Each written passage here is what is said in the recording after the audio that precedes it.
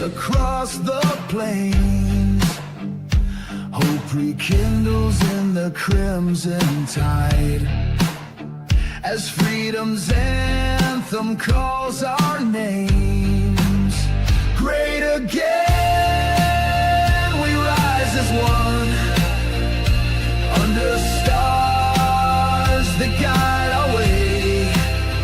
A song of promise has begun, and strength returns in light of day.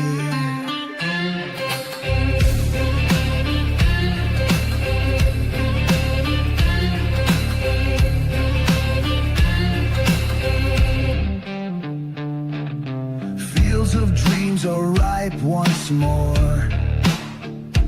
Factories hum with honest pride. Our banner waves on every shore, with courage marching by our side. Great again, we rise as one, under stars that guide our way. A song of promise has begun, and strength returns in light of day. Through trials dark, we found our steel. The eagle's cry breaks through the night. In unity, our wounds now heal. We chase the dawn with fearless light.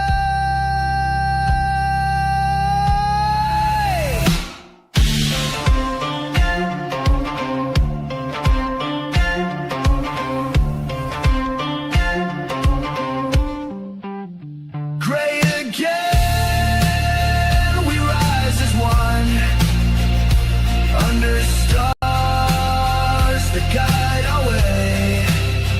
A song of promise has begun, and strength returns in light of day.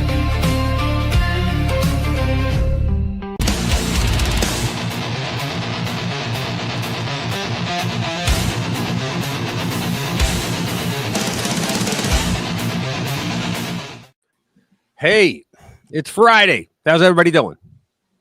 How the heck are you? How are you, Dr. Jade? How was your week?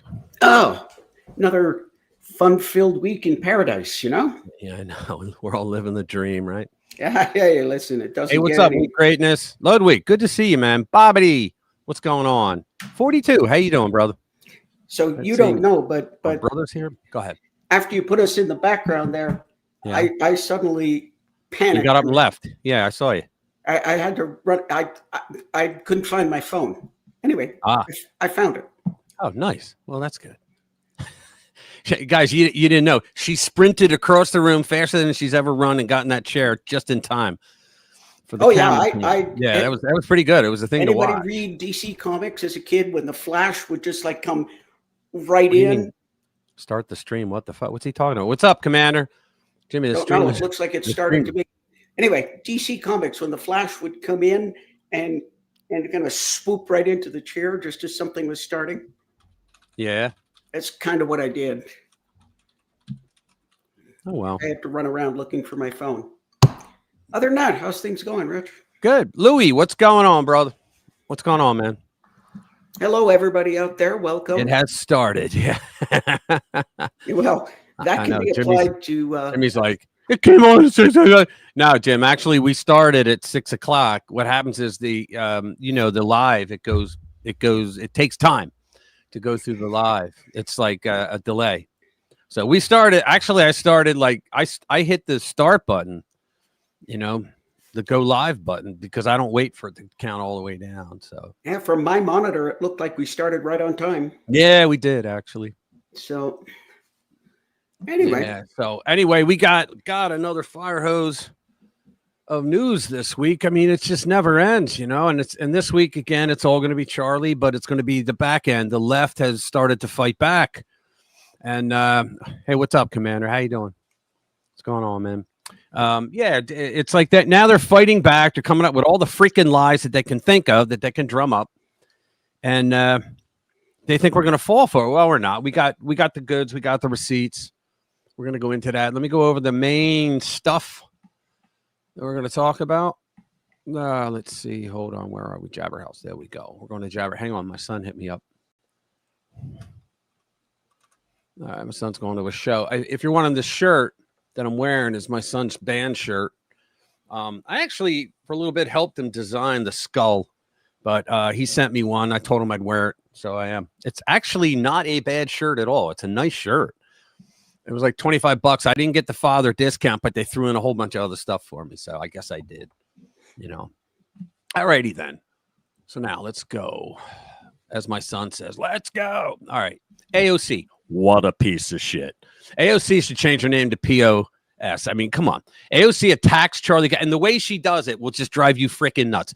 AOC attacks Charlie Kirk on the House floor after she votes no on the resolution honoring his life. She's a complete, total fraud. Here we go. The House passed the resolution honoring Charlie Kirk. 58 Democrats vote against, and they come up with any freaking excuse they want. Well, we don't do that. Yeah, you do. AOC considers presidential run for 2028. Please do it. God damn, I hope so. I'm asking. I'll donate to your PAC. Please do it. From Roseanne to Rogan to Tucker, a decade of the left's cancel culture. I found this little beauty. Benny Johnson goes crazy on. He fires back. Local stations, not the FCC, decided to drop Jimmy Kimmel, but they're all now the Democrats are, we're going to have an investigation into Trump and how he thinks he could cancel. They were going to cancel Jimmy's show anyway because he sucks. He's not funny. They haven't been funny since the 80s, these guys. Well, since COVID. Anyway, he was on Saturday Night Live. They haven't been funny since the 80s, but he hasn't. I didn't even think it was funny before he went to be a woke piece of shit. I don't ever he never made me laugh at anything. And then, Megyn Kelly, what's that? And then if he didn't have Trump to talk about, yeah, he would have nothing. Not only would he not be funny, but he wouldn't be anything. I don't think he would know what to say. See, here's the deal with Jimmy Kimmel. It wasn't that he said that about Charlie Kirk. That was the final straw. Now, I don't know if he was losing $40 million a year like Colbert, like that other clown was doing, but his ratings were through the floor. You go through the floor, you're just working on your contract, but here's how immediate it was. They literally one of the it was, I forget the name of the group. I'll read it later, but it was one of the groups that owns a lot of the stations said, we're preeminent. We're going to cut preempting. It. Yeah, preempting. I said eminent. They're preempting the show. They said, we're preempting from now on. And so they went, okay, and they pulled the plug, and it was gone. It was like that quick. They could have done it all these years, and he killed late night comedy. I mean, what was it? What was Colbert on? He was on NBC or CBS. What was he on? Because they said when they killed his show, they said, we're not replacing it. So their late night show is gone because of Colbert, because he lost $40 million a year. Yeah, I hear that. Yeah, what's his name? God, why am my brain is going soft. Kimmel was getting less than 100, less than 1 million viewers. Yeah.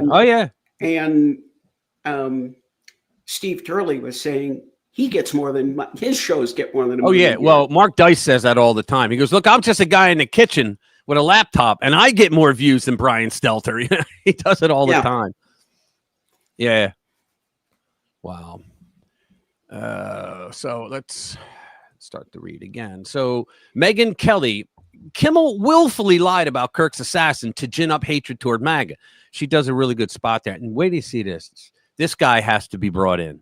FBI's Operation Arctic Frost, get this, targeted 92 conservative groups, including Turning Point USA. And another one was the freaking RNC.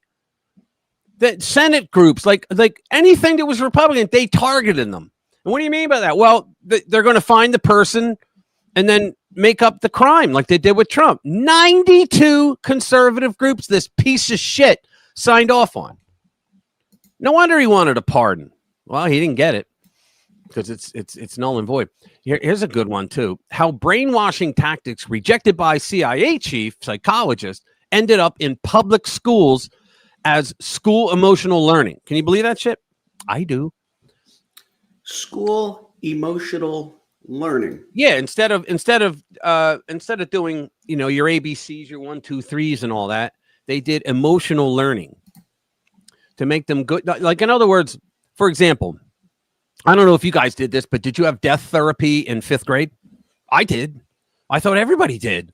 Death and you're like, therapy? yeah, that's what everybody, death therapy. Yeah. You know what death therapy is? When they say, okay, class, here we go.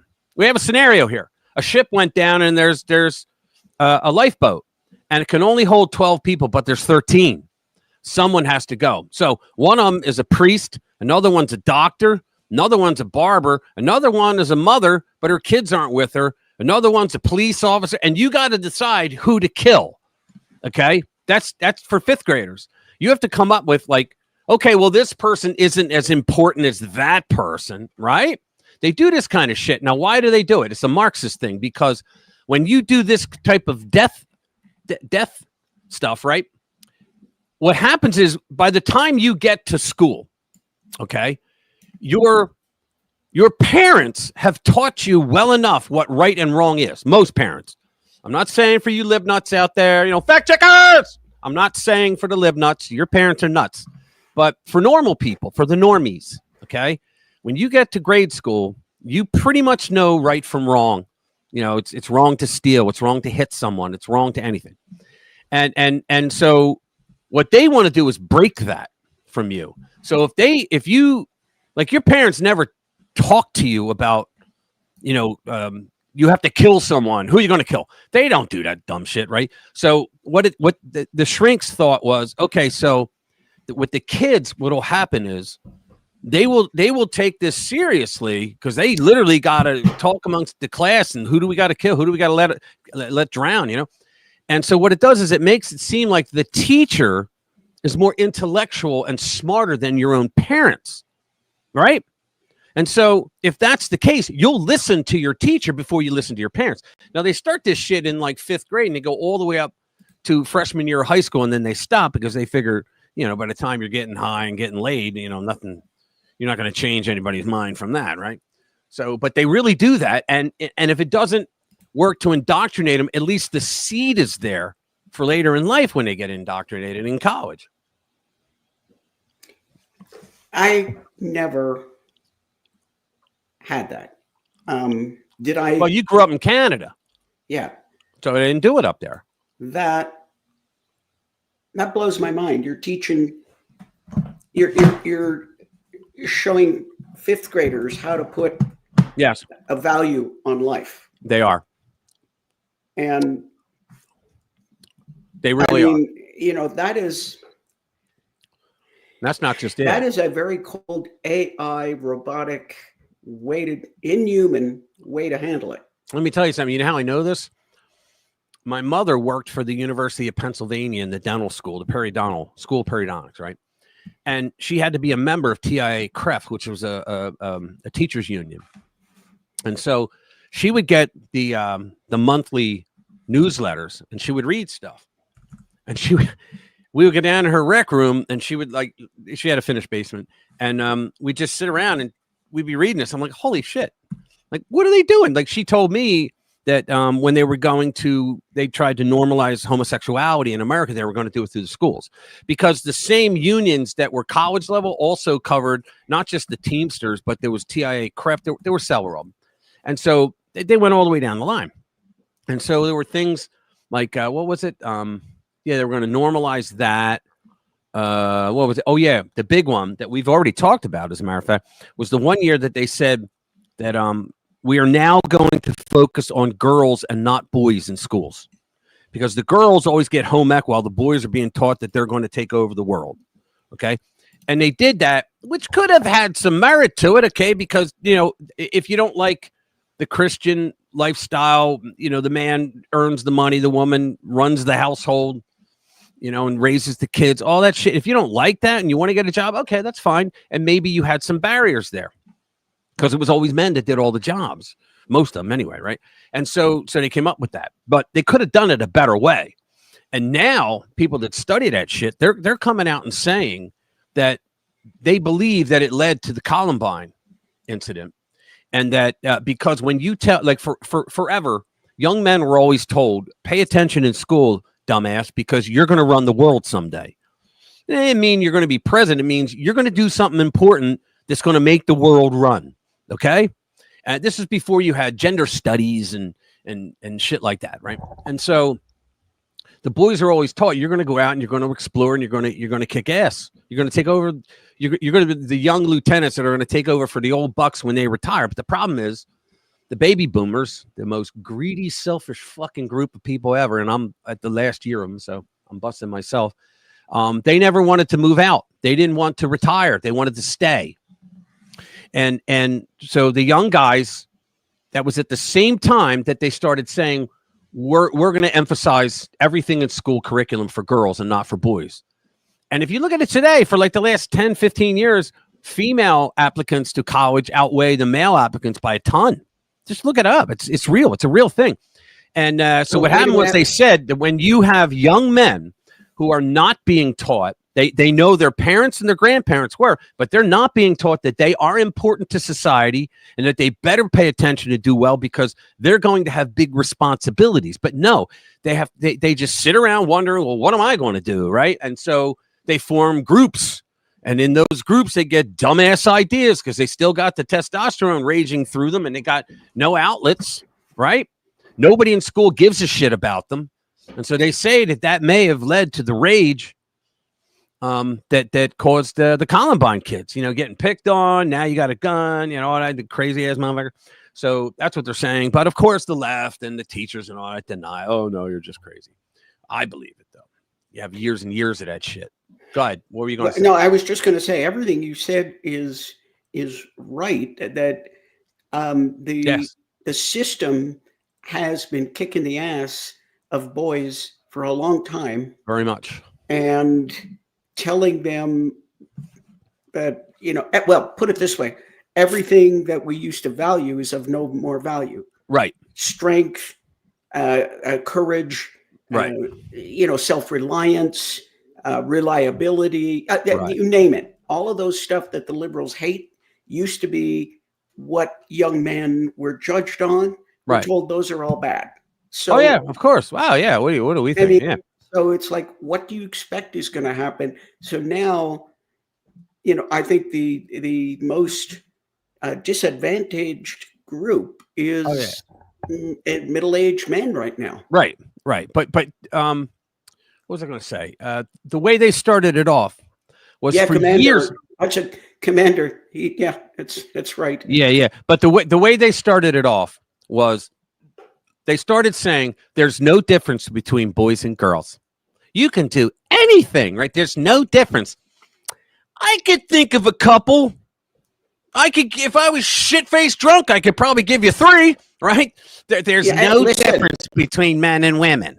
I bet you could be falling down drunk and tell the difference between a naked man and a naked woman. I bet I can. 9 times out of 10. I just hope that I get to look at the naked woman, not the naked man. Okay. You'd probably spend more time looking at the naked woman, but I wouldn't spend any time. Don't do that to me. Anyway, I'm just messing around, guys. But hold on. Democrat control, weaponized communism, destruction of civics. I'm surprised that Trump hasn't said, look, if we're going to keep this Department of Education shithole open, you're going to teach civics. How to be a good citizen, how to be a good neighbor, right? The pro-America propaganda that was the heart of education. You know where they're doing that now? In China. In their side of TikTok, what you're seeing. What's up, Chris? What's up? Thanks for being here, man. On their side, on our side, we get the lib nuts, right? That are freaking out of their minds crazy. They're lunatics. They're mentally ill and they're doing all their nonsense. And then on their side, they have pro-China, pro-family, pro-nuclear family, right? Pro-China future, like all kinds of shit. So don't tell me that shit wasn't done on purpose as well. All right. I got to start reading or I'm just going to keep cursing. So here we go. Breaking. Senator Thune uses, God bless him, uses the nuclear option to confirm 48 Trump nominees in a single vote. You know who this is? I'm not even going to show the words yet. You know who the picture of the witch is? She looks familiar, doesn't she? Anybody guess who she is? Guess who the witch is at the bottom of the screen? I have it down low because I don't want to. You'll as soon as you read it, you'll know. Everybody's going out to the webpage now. Nobody knows? Come on, guys. Oh yeah. I wouldn't have known, but yeah, it's obvious once you know. What's up, man? Yeah. It's Nina Jankowicz, the board of disinformation, the governor of that board. That's who it is. It's so, obvious. It's Ministry obvious. of Truth. Yeah. Once you see it, you can't unsee it. Right. So I made that today. I took a picture of her going, smiling. I just, make this bitch look like a witch, and boom, that's what it did. Do you remember? Do you remember when she was doing her little? Was it singing and dancing? I think it was. She was doing. Remember, she was. Yeah.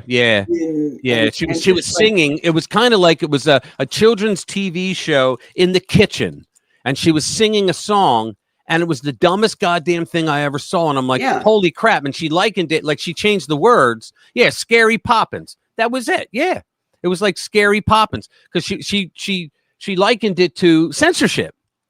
You can't have disinformation and misinformation, right? See, the problem with that is whoever you know what I would say? Trump should come out just to troll them and go, you know what? We thought about it. And the libnuts are right. We should have misinformation and disinformation governors.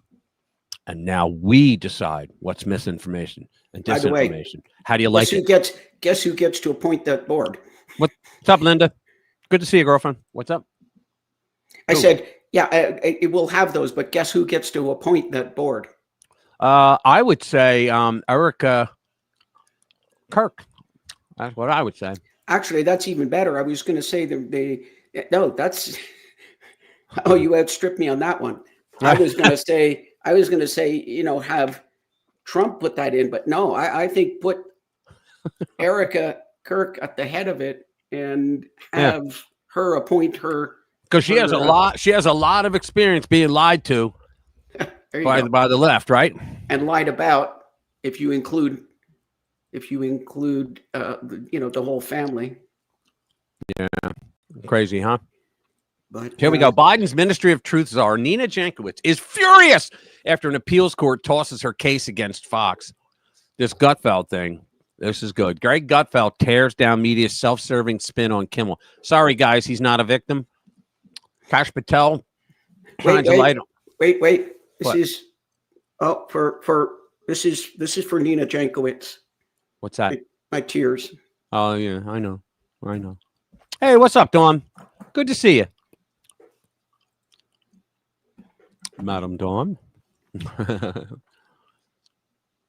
So let's see. Kash Patel shines a light on Biden-era FBI's failures to keep Americans safe, and it's worse than we thought. In the final, State Department officially dismantles the remains of censorship. Yes. So think about it. It only took 9 months to get rid of all the censorship that those pieces of shit put in there. All right. I'm going to do the first one, which should rack your brains. Here we go. AOC. Now watch this. She starts off by saying it was a terrible thing that happened to Charlie Kirk. It was awful. They should never have that. But he was a racist piece of shit. Big and it was like, holy fuck. Just watch. It is equally important that Congress. Back to the. There you go. I thank gentleman Representative Green for his graciousness. Graciousness. Oh God. Today, the Republican House majority brought to the floor a resolution honoring the life and legacy of Charlie Kirk. Where do you hear this, guys? This is unbelievable. Charlie Kirk's assassination was a horrific and vile attack. Well, at least you got that right. Of political violence. Well, and condemning the depravity. What the Dems do, they do this shit all the time. They'll say a statement like this, which is 1/100th of their statement, and then the rest of it, they just go dark demon. Yeah, well, and then you go, wait a minute, what the fuck was that? And they go, well, I said that it was a bad thing. That's what they do. But whenever you say "but," everything you said before that Yeah. is in the can. Yeah, because that means however. Same thing, right? Just what a piece of crap. Of Kirk's brutal murder I'll just let it go. is a straightforward matter, one that is especially important to help stabilize an increasingly unsafe and volatile political environment where everyday people feel more at risk. What's up, Bass? We can deeply disagree and come together as a country to denounce the horror of this killing. And it is not a license for the abuse of power and whitewashing Here we go. of American history. Wait, now she goes nuts. Today's resolution only underscores the majority's recklessness by choosing to author this condemnation and honoring on a purely partisan basis, instead of uniting Congress in this tragedy with one of the many bipartisan options to condemn political violence and Kirk's murder, as we did with the late Melissa Hortman. Instead, the majority proceeded with a resolution that brings great pain to the millions of Americans who endured segregation, Jim Crow, and the legacy of bigotry. As if Charlie Kirk had anything to... Charlie Kirk's not a Democrat. He didn't have anything to do with that stuff. Day. We should be clear about who Charlie Kirk was. Here we go. A man who believed that the Civil Rights Act that granted Black Americans the right to vote was a mistake. Never said it. Who, after the violent attack on Paul Pelosi, claimed that, quote, some amazing patriot, unquote, should bail out his brutal assailant. He didn't say that. And all taken out of context. Jews of controlling, quote, not just the colleges, it's the nonprofits, it's the movies, it's Hollywood, it's all of it. He may have said that. His rhetoric and beliefs were ignorant, nope, uneducated, wrong, and sought to disenfranchise millions of Americans. Do you know how many people are disgusted with this bitch saying something like this? Come on, guys.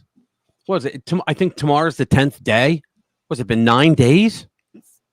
Far from the working tirelessly to promote. And you know, the Dems didn't have to go far to like, holy Christ, we got to say something really disgusting about Charlie. What the hell do we do? How do we get over? Oh, AOC, she'll say anything. Hey, come here. You know that's what happened. Unity, unquote, asserted by the majority. She's too stupid to know what she's saying.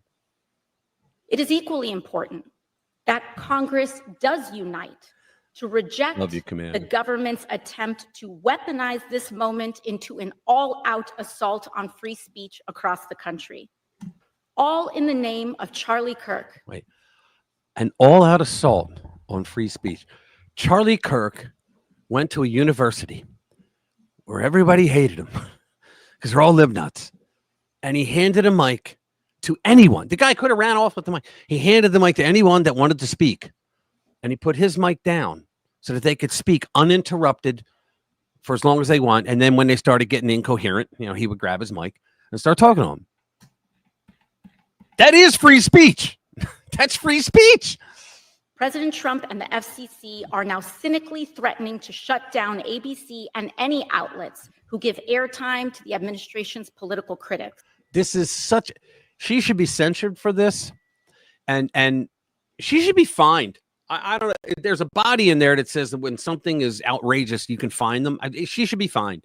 Because this is just a first of all, Benny Johnson's going to handle this later. It wasn't the FCC. It was all at the state level, and it was the damn employers that said we can't have this shit. Think about that. Would you want, if you were trying to sell something, you had a product you were selling, say you're on YouTube, would you want somebody who represents complete scum, the worst human being possible? Would you want them to represent you? No. So they're getting fired left and right. And this is her attack to come back and try to paint the brush that, well, you know, Charlie Kirk was an awful human being. We all know that, right? You knew that, right? And anybody that supports him is also an awful human being. That's what she's doing. They always do this. This is a disgusting attack on the American people and the very First Amendment rights that define us as a country. Oh. So I love it when they go there. Yeah. So him voicing his opinions. Yep. That happen to not agree You with heard it. yours. You heard it. Justify him being killed. Yes. But you voicing your opinions that don't agree with his do not justify you losing your Right, job. because this is why that happens, Jade. I'm glad you spotted that, because they think like they think that automatically they're right. I mean, they're the norm, right? That's why. Did you ever see reporters when they talk about, they'll say Rand Paul, they'll say conservative Republican Rand Paul, but then they'll say Democrat. They don't say maniacal lunatic Democrat AOC. They'll just say Democrat AOC from New York. But they always got to put that conservative. Then they have far right conservative.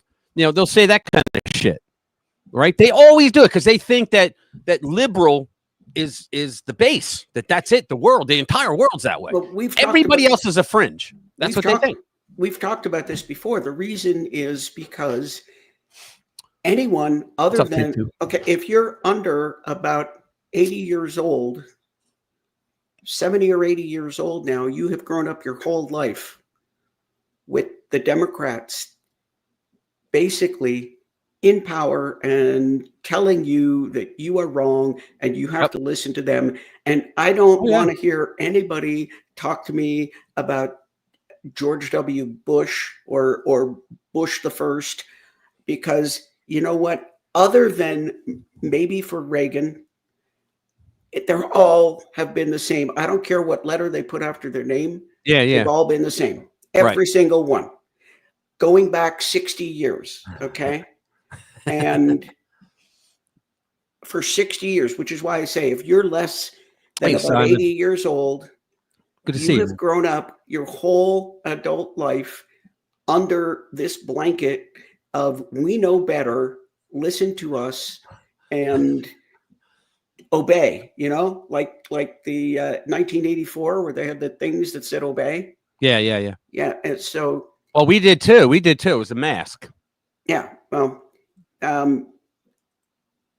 me finish. Are you done? Because I want to finish. Yeah. That was just a thought I wanted to get out there. Yeah, that's all right. We just got a few more left. It is also the ABC Corporation's responsibility to refuse to embolden and participate in this corruption and escalate. There is no corruption. The Trump administration, this is what gets me too. The Biden administration, in true fascist form, if you want to talk about fascism, the Biden administration had 24 federal departments that were forcing social media and others companies to censor us. This prick is up here talking about fucking censorship. Are you kidding me? Yeah, it was the local. It wasn't even ABC. It wasn't Disney. It was the local outlets. And they had 24 departments in the federal government that were working with them to censor. And Twitter at the time, this network at the time, Facebook, they were forcing censorship. I always say fascism, two of the biggest hallmarks is they silence the opposition because they're so stupid they would lose an argument. So when you're the only one talking, you win the argument, right? And they get the government to do their dirty deeds. The government gets the private corporations to do their dirty deeds for them because they can't. That's about and that's exactly what Joe Biden did. And this prick, this piece of shit is up here talking about something that hasn't even happened. Trump never stepped into it. The administration has nothing to do with it. There's nothing to do with Jimmy Kimmel getting fired. Holy shit. I mean, I'm beyond pissed off with this. Oh my, it's just get her done. Get her done. We continue to pray for Mr. She's never prayed a day in her fucking life of this terrible act. I am thinking especially of his children and his wife, whose grief cannot be measured. And with that, I yield back to the gentleman. Good Lord. Oh, what a piece of crap she is. Please run for president. Oh yeah, I'll donate to her PAC. You kidding me? Oh, you're damn right. I want to see JD up against her. Oh my God. Here, I'll show you something. Hang on. You know what people have been? A few people. I've heard a couple of people say that they think Charlie Kirk would have ended up being president. He could have. He could. Look at this. Numbers don't lie. They don't lie. So here we got the Jimmy Kimmel Live. This is the Nielsen, right? Then you have the Late Show and the Tonight Show. Look at little Jimmy. His numbers are every single category. He's lower all the way across. No, Donald Trump got in there. Where's Gutfield? Yeah. Hey, take two. I watched some of your videos. I like. Pretty good, man. Keep that shit up. He's a drummer and he has really good stuff. I got to get my basement wired for sound. Yeah. But back to this. Look at it. This is Nielsen, right? Fact checkers. Nielsen ratings. Where's Okay? Greg Gutfeld in here? Yeah. Well, because he's like way up top, right? But he- these are the three. These are the three, leftists shows. All right, every single night, and look at him where he's at. He's a piece of shit. He's probably losing money for the company, just like Colbert was. Right? But numbers don't lie. So there you go. Numbers don't lie. AOC does. But mathematics is racist. Don't you know that? Yeah. 40 seedlings raised last. Oh, nice. Cool. Yeah, it's just unbelievable that she would say something like that. Holy man. And she starts off with like a speculation that there's been nothing that said that the Trump administration talked to anybody. And do you think ABC is one of the worst against Trump? I mean, think about this. Wasn't that Stephanopoulos? Yeah, it's Stephanopoulos' outfit, right? They just had to pay him a bunch of millions for Stephanopoulos' Yeah, live. that's right. ABC had to pay them like 15 million. Yeah, I mean, come on. He's not going to then.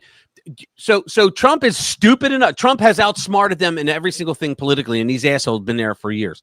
So Trump is going to be stupid enough, knowing that everybody knows that he just won money. So he's going to be stupid enough to act like a bully and say, yeah, I need you to fire him. No. He lets the markets do that kind of bidding. Think about this. Tucker, and this is another thing. Tucker Carlson was fired from Fox because Chuck U. Schumer, who was then the majority leader of the Senate, and Nancy Pelosi, who was the Speaker of the House, complained to Fox, to Paul Ryan, who is a piece of shit rhino who hates Trump. He's on the board. Paul Ryan, former Speaker of the House, rhino, is on the board at Fox. They threatened him with FCC violation, all kinds of bullshit, right? They threatened him and Fox if they didn't remove him. Why? Because he started playing the videos, the January 6th videos. And he pointed out that their shaman, the QAnon shaman guy, that no, he didn't break through glass. He walked in with everybody else, and he was escorted around by cops the entire time he was here. So he killed their narrative. Schumer, the most dangerous place to be the next day was between him and a television camera. I'm telling you, he would have shot you if you got in front. He was so freaking angry, and the lies pouring out.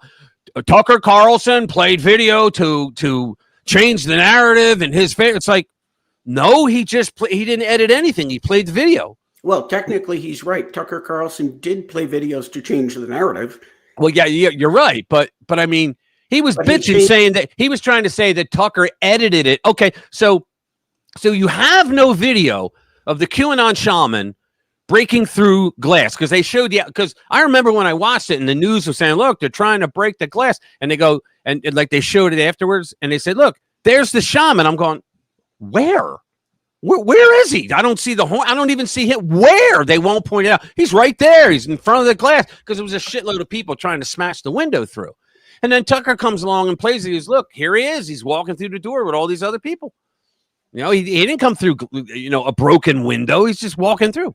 Unbelievable. Yeah, but Rich, it's different when we do it. I know. It's the Democrats. It's different. You know what? It reminds me of Bigfoot. Bigfoot, one of the legends is he leaves no trace of his passing. Yeah. So you go there and there's no footprints, and well, that's evidence right there of Bigfoot, right? Yeah, there you go. Because there's no footprints. Yeah. Unbelievable. These people are See, the problem is the Democrats realize that they're losing everything and there's nothing they can do. There's really nothing they can do. Let me tell you something. This week, there were, I think it was like over 1 million Democrats throughout the country left the party and registered Republican. I mean, they are losing power like never before. The Democratic Party. Isn't it something like 4.5 million since 2020? Yes. In the past 4 years, and since 2020, yes. That's what I heard.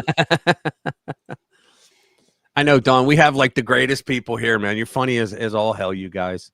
Sometimes I like, if I'm like staring off and I'm not looking, I'm actually reading because I'm trying not to laugh half the time. All right, let's go. Let's see what's next. Oh, these Democrats, they're enough to drive you crazy because they got brass balls to look you in the face and talk like that. All right.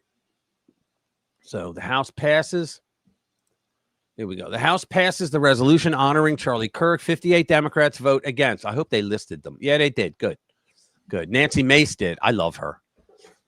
Yeah, she's coming into her own. I like Nancy Mace. Yeah, I like her a lot too. And she does an in your face.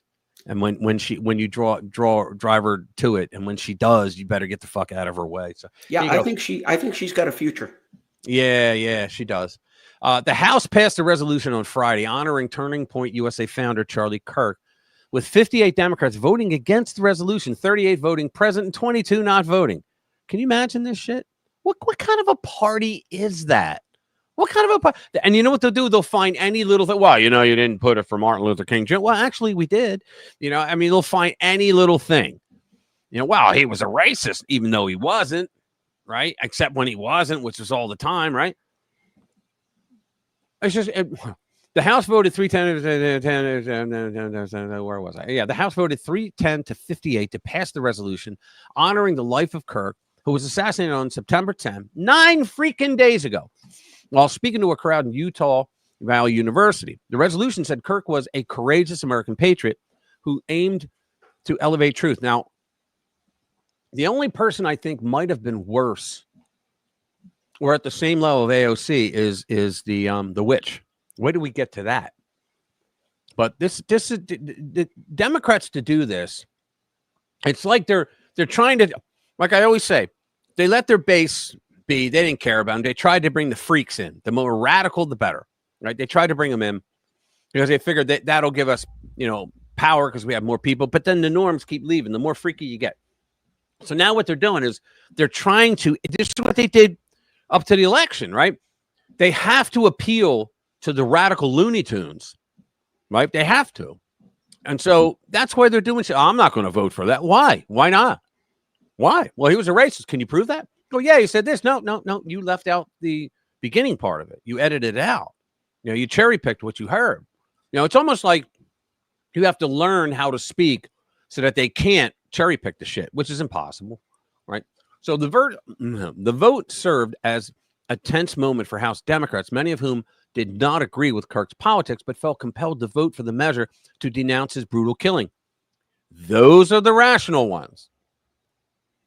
And then the insane ones probably threatened to kill them if they at a closed door meeting, on Thursday. They always close the doors because they don't want you to know what they're really doing. At a closed door meeting on Thursday, Democrats reportedly fretted that voting against the resolution may make them a targets of violence. From who?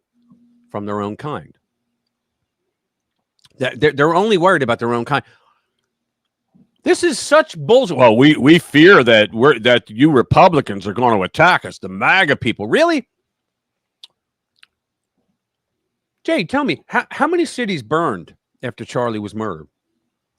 Yeah. 2 or 3? How many? Let's see. That would be 0. Okay. How many cars were set on fire or people beating the shit out of them in the name of Charlie Kirk? How many? Okay. The number. It's got to be a big number. It has to be. That would be 0.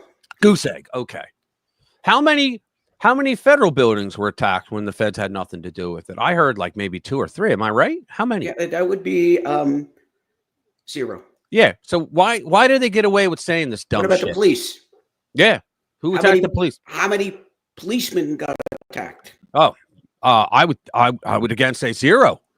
Nothing was That would be reported. zero. That nothing was. Maybe Trump stopped the news agencies from reporting those attacks. Maybe That's what it must be. Yeah. 58 Democrats opposed the resolution. 38 voted. 22 did not vote on the resolution. I'm not going to name them all, but everyone an asshole. You know, it's got to be Trump. If a Democrat trips in the woods, how is it Trump's fault? Now I want to show you guys something. Let me see how many from PA. Yeah. I want to see. If. PA. Oh yeah. I got to see that. I got to see. Look at this. All 58 are fucking evil. That's Gunther Eagleman. He's like really popular. 1.5 million. I like him. I got to see if my senators are there. Look at this asshole. Sadly, Charlie was assassinated by a son of a Trumper, not by the left. What a moron. It's already been debunked. But when did he write that? Let me see. When did he write that? 5 hours ago. I'm sure he's going to be ratioed there. Yeah, big fat goose egg. What's up, Gina? Good to see you. Let me see.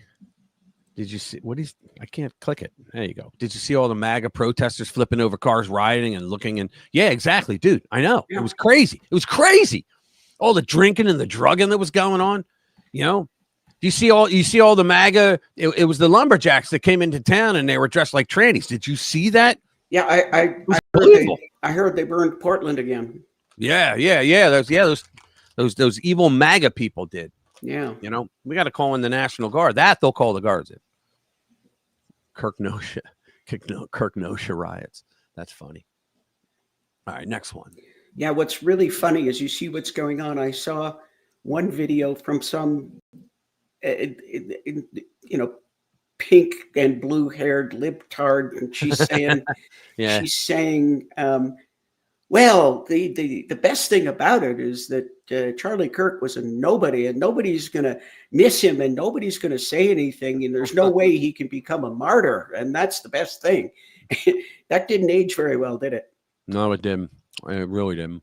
That really didn't age very well. I don't know what she's thinking now, but let's do this one. Let's keep with AOC. A funny story. AOC considers 2028 presidential run. Okay. Oh, please do it. She has campaigned across the country and has invested millions into growing her presence online. Well, she just blew it with that speech the other day. All right. AOC, Alexandria Ocasio-Cortez Santa Maria Cortez, is considering either a presidential or Senate run in 2028. I thought she was supposed to run against the evil one, the one that's always having an evil orgasm, Chuck U. Schumer. Yeah. She said something about challenging Chucky. And she would win. Polls already said it. According to a report from Axios citing people familiar with her strategy. She has a strategy? I didn't think she was smart enough. This comes after Ocasio-Cortez has been traveling to the United States with Senator Bernie Sanders for $21 on his Fighting Oligarchy tour. I remember it was always millionaires and billionaires. And then he became a millionaire. Billionaires! He dropped the millionaire. Now he's talking about a Fighting Oligarchy. Okay. Bringing fundraising cash.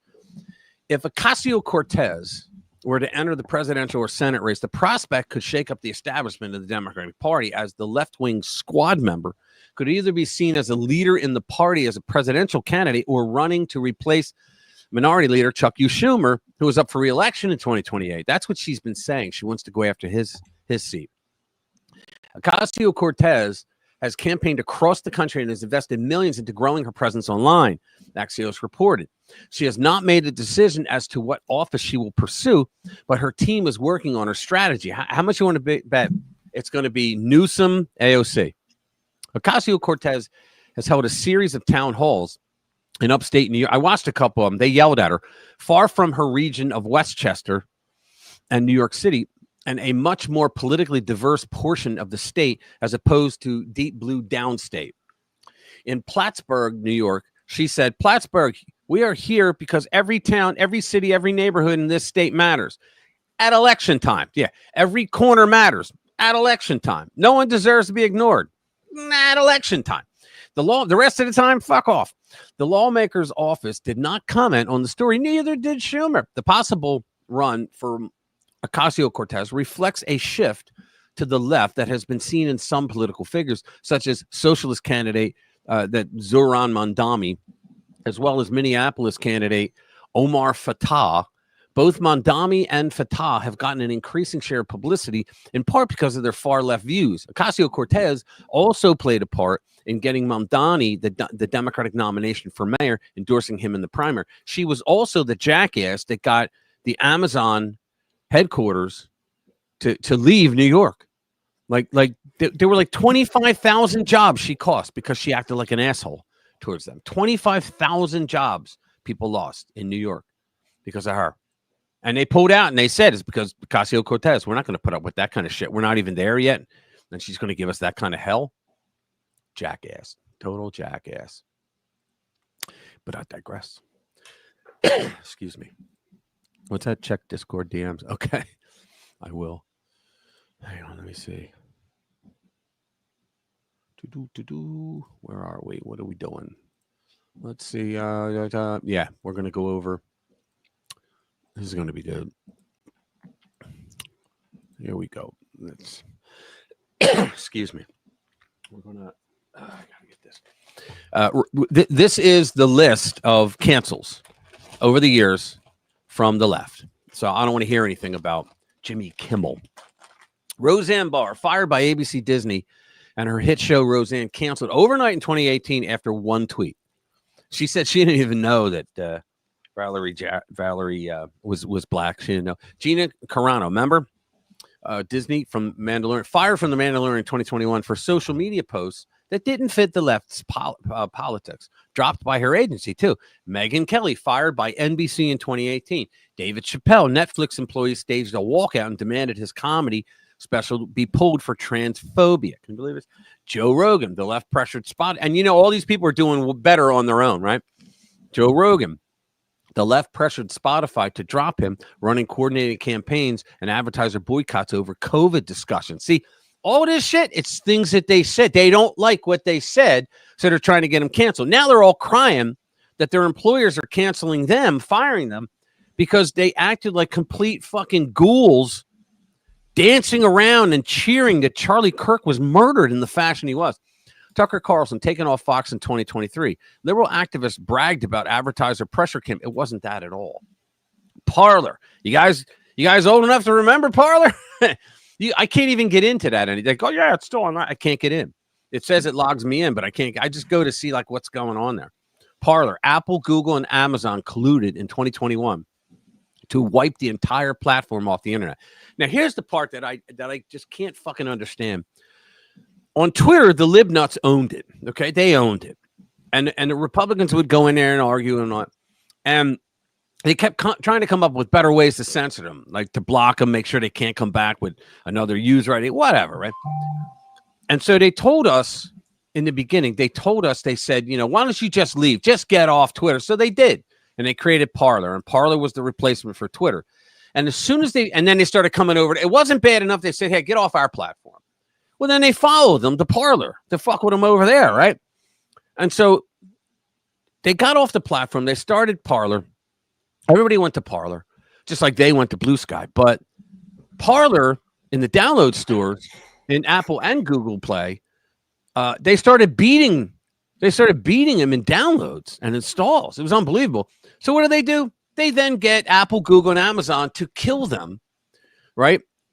Google and Apple cut their apps. Amazon killed their cloud service. And so it's like, well, wait a minute. What the fuck? And they go, well, because there was a person on there that was talking about some racist shit. There's plenty of people on your platforms that talk about racist shit every day. It's just you don't consider trashing white people racist, right? R.K. Rowling, who I don't care. She was blacklisted from events. Well, let me put it this way. She was a total libnut, and they loved her. She was in the woke supremacy. She was one of the high priestesses. And until she came out against trans. She said there's only two genders. She's done. Anybody know what that noise is? Is that you, Jade? What noise? I hear a beeping. Yeah. What is that? That was my phone going off. Yeah, Corona. Yeah, you're right, Commander. She was hot. And you know what? I think she was picked up by I think Shapiro picked her up for a movie, and I think who does Chosen? I forget. Angel Studio. I think they picked her up And too. she won her case. Yeah, she did. them. Yeah, she did. She God bless her too. Disney had to pay her a bunch of money. Yep. I thought she was a good actress, you know, and so you're not, so to be in Hollywood, you're not allowed. So anyway, so she, J.K. Rowling, she then started writing as another, she used a pseudonym, and her books went really well until they found out it was her. And Mike Lindell, we all know what happened to him. Alex Jones suddenly banned by YouTube. It was Facebook first. And that was Mueller, Bob Mueller, that did that through Wilmer Hale, his law firm, that their number one client was China and their number two was Facebook. So they got Alex Jones. Alex Jones was exposing that Mueller was only becoming the special prosecutor against Trump because Wilmer Hale wanted him to do it because their top client was China. And Trump had said that he was going to renegotiate the trade deals with China, and they didn't want it. Because there it is again, that sound. That was my phone. Oh, all right. You got. I can't shut my email down. You can't? Well, I mean, I can, but I don't want to. Oh, okay. Can you turn the volume down on that? Because very distracting. Patterns are clear. Coordinated advertiser boycotts, public celebrations of people losing jobs and businesses. Two sets of rules. The left can lie, Russia hoax, Covington kids smear, Jussie Smollett, etc., and laugh about it, but the right gets destroyed. Accountability only ever goes one way. The left has spent the last decade perfecting cancel culture, destroying jobs, nuking shows, wiping platforms off the internet, and laughing while people's lives were ruined. But sure, Jimmy Kimmel smugly lying about a political assassination, totally fine. You got to love that. You got to love that because he's right. Since we're talking about Hollywood, yeah, here's a question I'll throw out there for everybody. So what do you think? Right. So, I mean, Hollywood What's up, Chris? is really, really acting a little differently this time. And as an example, I saw a video of Jamie Lee Curtis. Yeah. And okay, let me start this by saying she's an actress. The whole thing could be BS, right? Yeah.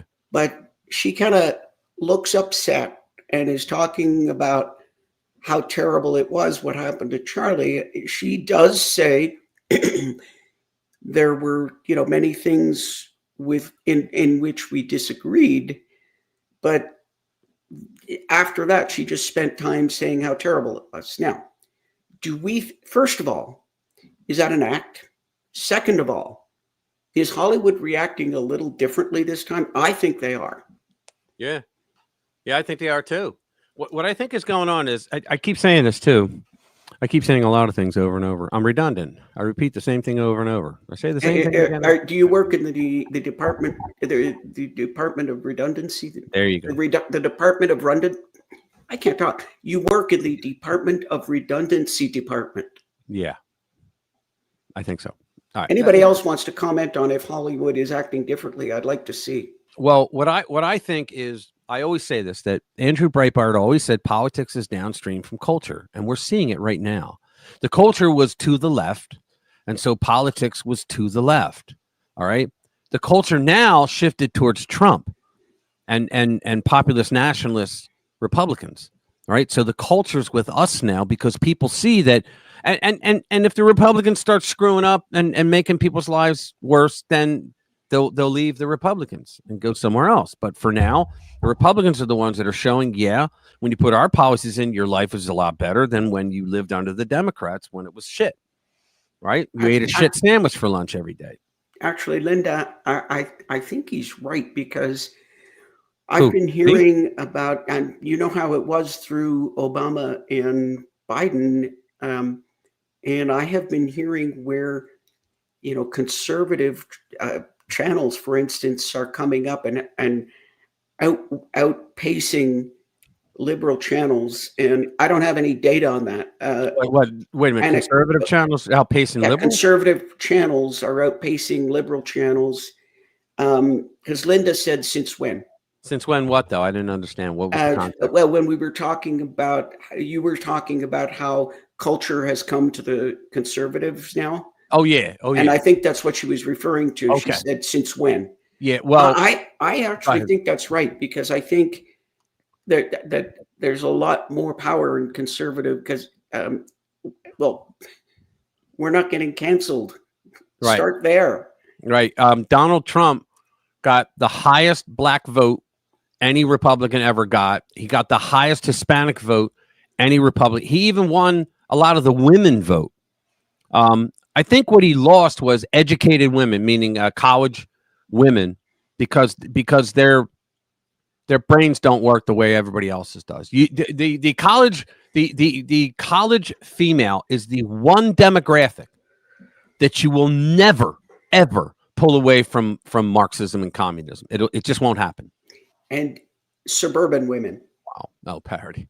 Yeah, yeah. Well, suburban women, that's what I was saying. He won a lot of them in a lot of states because, you know, when it gets more expensive to raise your kids because of policies from DC, you change your mind.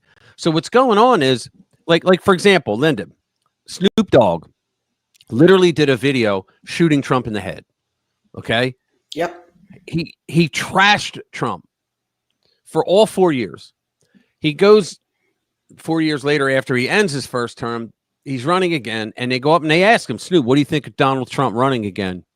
And he just smiled and he said, I got nothing but love for Donald Trump. I remember that. In other words, he told the world it's okay to vote for Donald Trump. And that's when people, and I'm not talking about, we didn't get any lib nuts, okay, that went, you know what, I think I'm going to vote for Donald Trump. You know, none of that happened, okay? But there were a lot of there's a lot of normal Democrats, normal people who are Democrats out there. They just don't make waves. They go and they vote Democrat because their parents voted Democrat and their parents and their parents. That's what they do. You mean a lot of normal former Democrats? Well, now former, yeah. But what happened was a lot of these people, and then you had my friend Brandon Strzok come along, and he did that walkaway video, right? And he was responsible for about, I think, over 320,000 Democrats walking away from the party. And you can just go to walkawaycampaign.com, I believe it is. And you could see, don't do it now. And you could see their testimonies. People would put up testimonies why they walked away from the Democratic Party. And for that, the Biden administration tried to throw him in prison because he was at J6. Never went in the building, never harmed anyone, never broke laws, but they wanted to put him in prison. He was in real jeopardy there for a while. Yeah. So the fact is that now the momentum is completely away from that. Like, think about this too, Linda. We have more governorships, which is important in the United States. Okay. We have more supermajorities in states, which is that means that the Republicans in those states can do anything they want. There's no way to stop them. And I think a lot of them said, you judges, you want to get in the way, we'll pull you.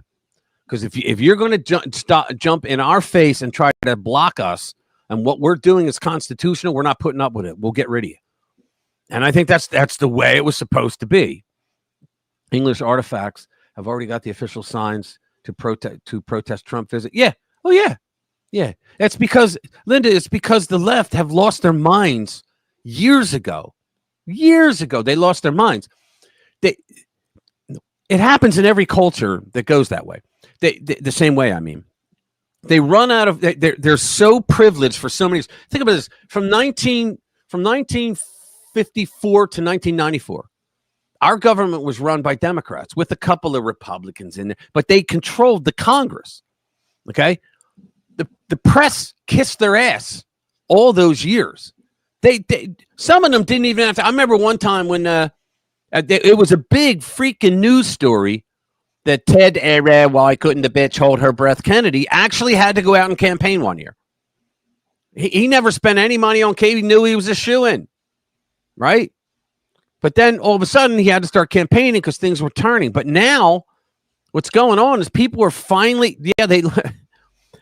what minds? They had minds to lose. Yeah, you're absolutely right, Don. Yeah, but the fact of the matter is that what happens is they got so lazy because they didn't have to earn your vote anymore. And when they get lazy and it keeps coming, they keep getting reelected, that's when they start to turn on you.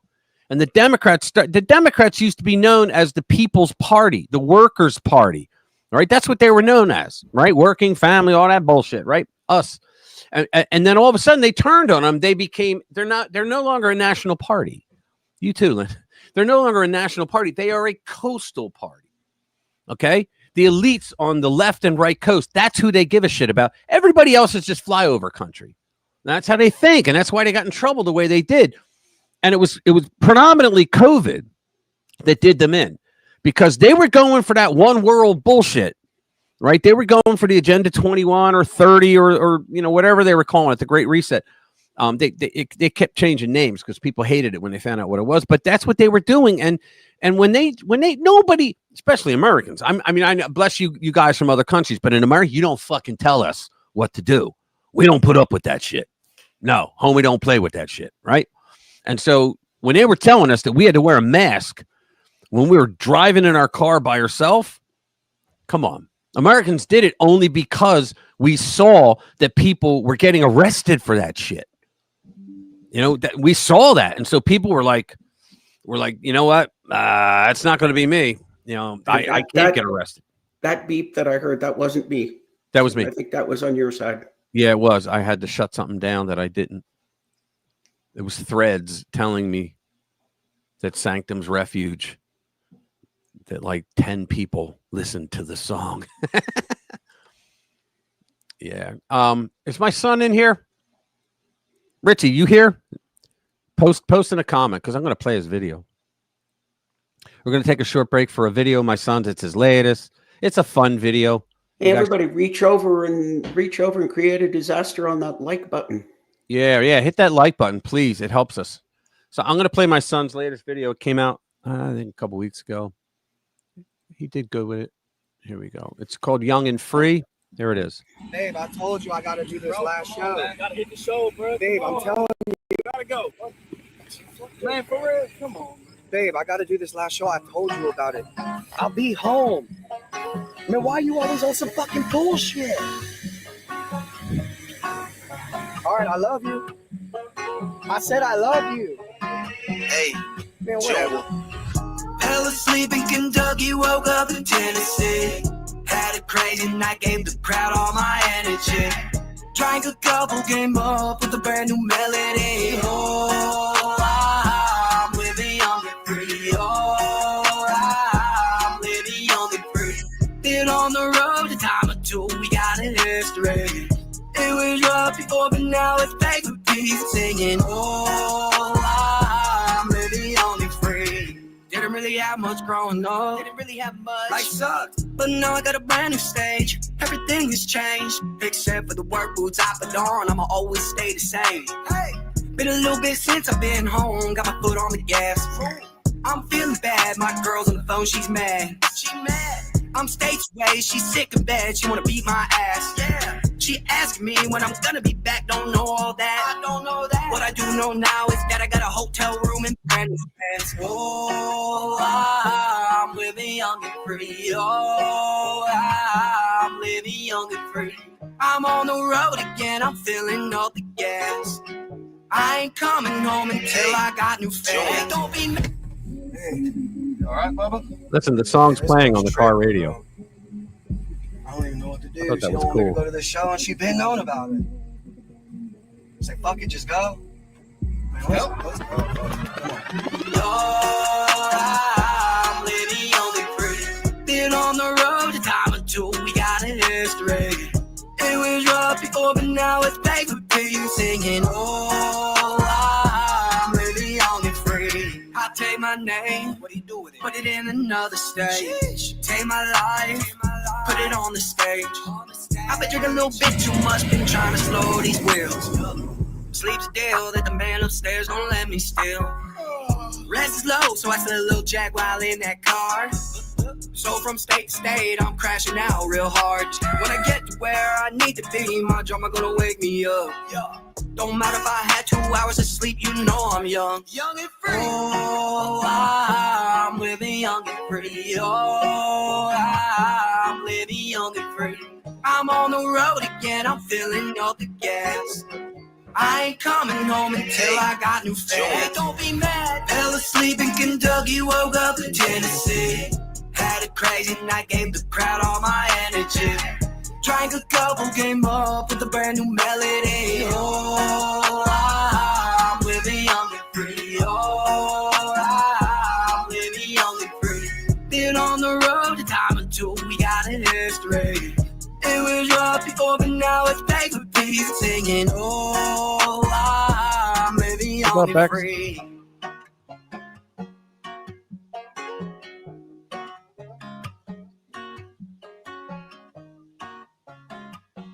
That Dream Vision, that was his Nice, director. nice. Really good director. Nice. Yeah, I'll drop the link down. Here's a question for you. I thought of that. Here's a question for you. So Sure. you got a lawyer, a politician, and a guy who deals methamphetamine to school children, and they're all about to go over a cliff, and you can save one of them. Who do you save? Death therapy. That's pretty funny. Let me see. Young and Free. Richie Valor. I'm gonna put the link inside. You know, I say the meth dealer. At least he's recoverable. You know. Yeah. All right, I put the link in the description. What's up, Bex? How you doing? Let's see. All right, let's do. Yeah, my son's doing a show right now, I think, because he was like on my way to a gig, and I'm like, oh, all right. He plays in he's all over the place. He was in Tennessee, Kentucky. He says fell asleep in Kentucky, woke up in Tennessee. That's where he plays a lot. He's in Ohio. Where the hell else is he? He's in a lot of places. Indiana. Yeah, he goes to a lot of places like every week. So he's having fun. Anyway. The Bectual energy in here just jumped. That's funny, man. That's funny as shit. But let's see. What's the next one? Yeah, Benny Johnson. I want to play this one. So where is it? All right.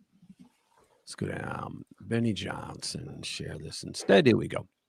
So we're gonna. And my producers continue to hit the bricks. Well, no, let's read a little bit first so you get some context. So he fires back at Jimmy Kimmel getting fired, attack on free speech. It says a huge compliment to Nexstar and a massive compliment to Sinclair Broadcasting, who both told us that they're going to end the Jimmy Kimmel show. Now, guys, they've been talking about ending his piece of crap, unfunny show for months. Has nothing to do with what he said about, but they want to make it that way to make it look all the conservatives are evil people. Forget what we did for the last 4 years. I didn't make that decision. Brendan Carr didn't make that decision. It was the affiliate stations. So this is absolutely the free market. This is the local stations declaring that they will not try to defend the indefensible. Right. My program and my producers continue to hit the bricks and call local stations, call the local affiliates, and ask if they are going to be broadcasting Jimmy Kimmel, given the FCC's commentary and given the liabilities that Disney has put on them. And a huge compliment to Nexstar and a massive compliment to Sinclair Broadcasting, who both told us in statements that are now public that they are going to end the Jimmy Kimmel show. They're going to rip the Jimmy Kimmel show off the air. That took Jimmy Kimmel out of 37 million households. Yep. I didn't make that decision. Brendan Carr didn't make that decision. Right. It was the affiliate stations. These are the organizations FCC that own the actual broadcast stations. They manage them. ABC News simply creates the content. And so this is absolutely the free market. This is the local stations declaring that they will not try to defend the indefensible, and they said so in their statements. So this is absolutely 100% justifiable. Sorry for the long answer, but it is important for everybody to understand this is not an attack on free speech. This is not because somebody told a naughty joke that we don't like. This is because Jimmy Kimmel did the indefensible, and he victim blamed Charlie Kirk's political assassination on himself. Yeah. There you go. I accept that. That's kind of a good summary. He has a lot more than me. If you guys haven't noticed, I wear them every day too. You know why? It's just easier. I've got like 24 of them. Now, this is my son's shirt. He mailed it to me. But I helped him design the skull a little bit. Like he designed it, but I helped him do some special things with it. But anyway, but what? Yeah, that was really freaking sad. But she just got chairman of the board and CEO of the company, so she's sticking around. And she basically said, if you thought what you did was going to stop Turning Point USA, you got another thing coming. Because now there's foreign chapters, there's foreign countries that are asking for chapters to go over it, and they're going to do it. You know, that's what I love about this. Go ahead. Did you see the gatherings in Seoul, in London, in Tokyo, all over the place? And the one in London, they actually had, I don't know if you saw this, they had a bunch of Maori men. And they weren't like in traditional garb or anything. They were in jeans and t-shirts, but they were doing apparently a very old traditional Maori chant and dance. Okay. To honor Charlie. Oh, wow. That's cool. Yeah. So, cool. I mean, it's all over. Oh, it's everywhere. Yeah. It's unbelievable. Here's what I'm going to read. It's Megyn Kelly. There's no video, but I found it very interesting. Are you ready? She writes, oops. I'm not sure who needs to hear this, but Jimmy Kimmel got on the air and falsely stated as a fact that Charlie Kirk's killer was MAGA, smearing an entire movement and Trump in particular with a vile, disgusting lie, and at a time when the threat against those on the right is at an all-time high. They will not ignite. They've come out with this database, and they say that in the database, I was listening to Mike Slater, who's the host on Breitbart News Daily every morning on Sirius XM, channel 125.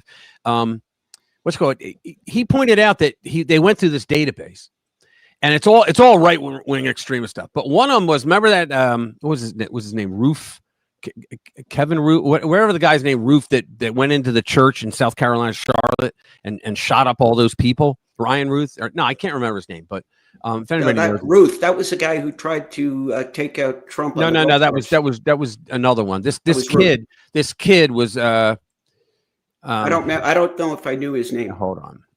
Who was the kid who shot up the church in Charlotte?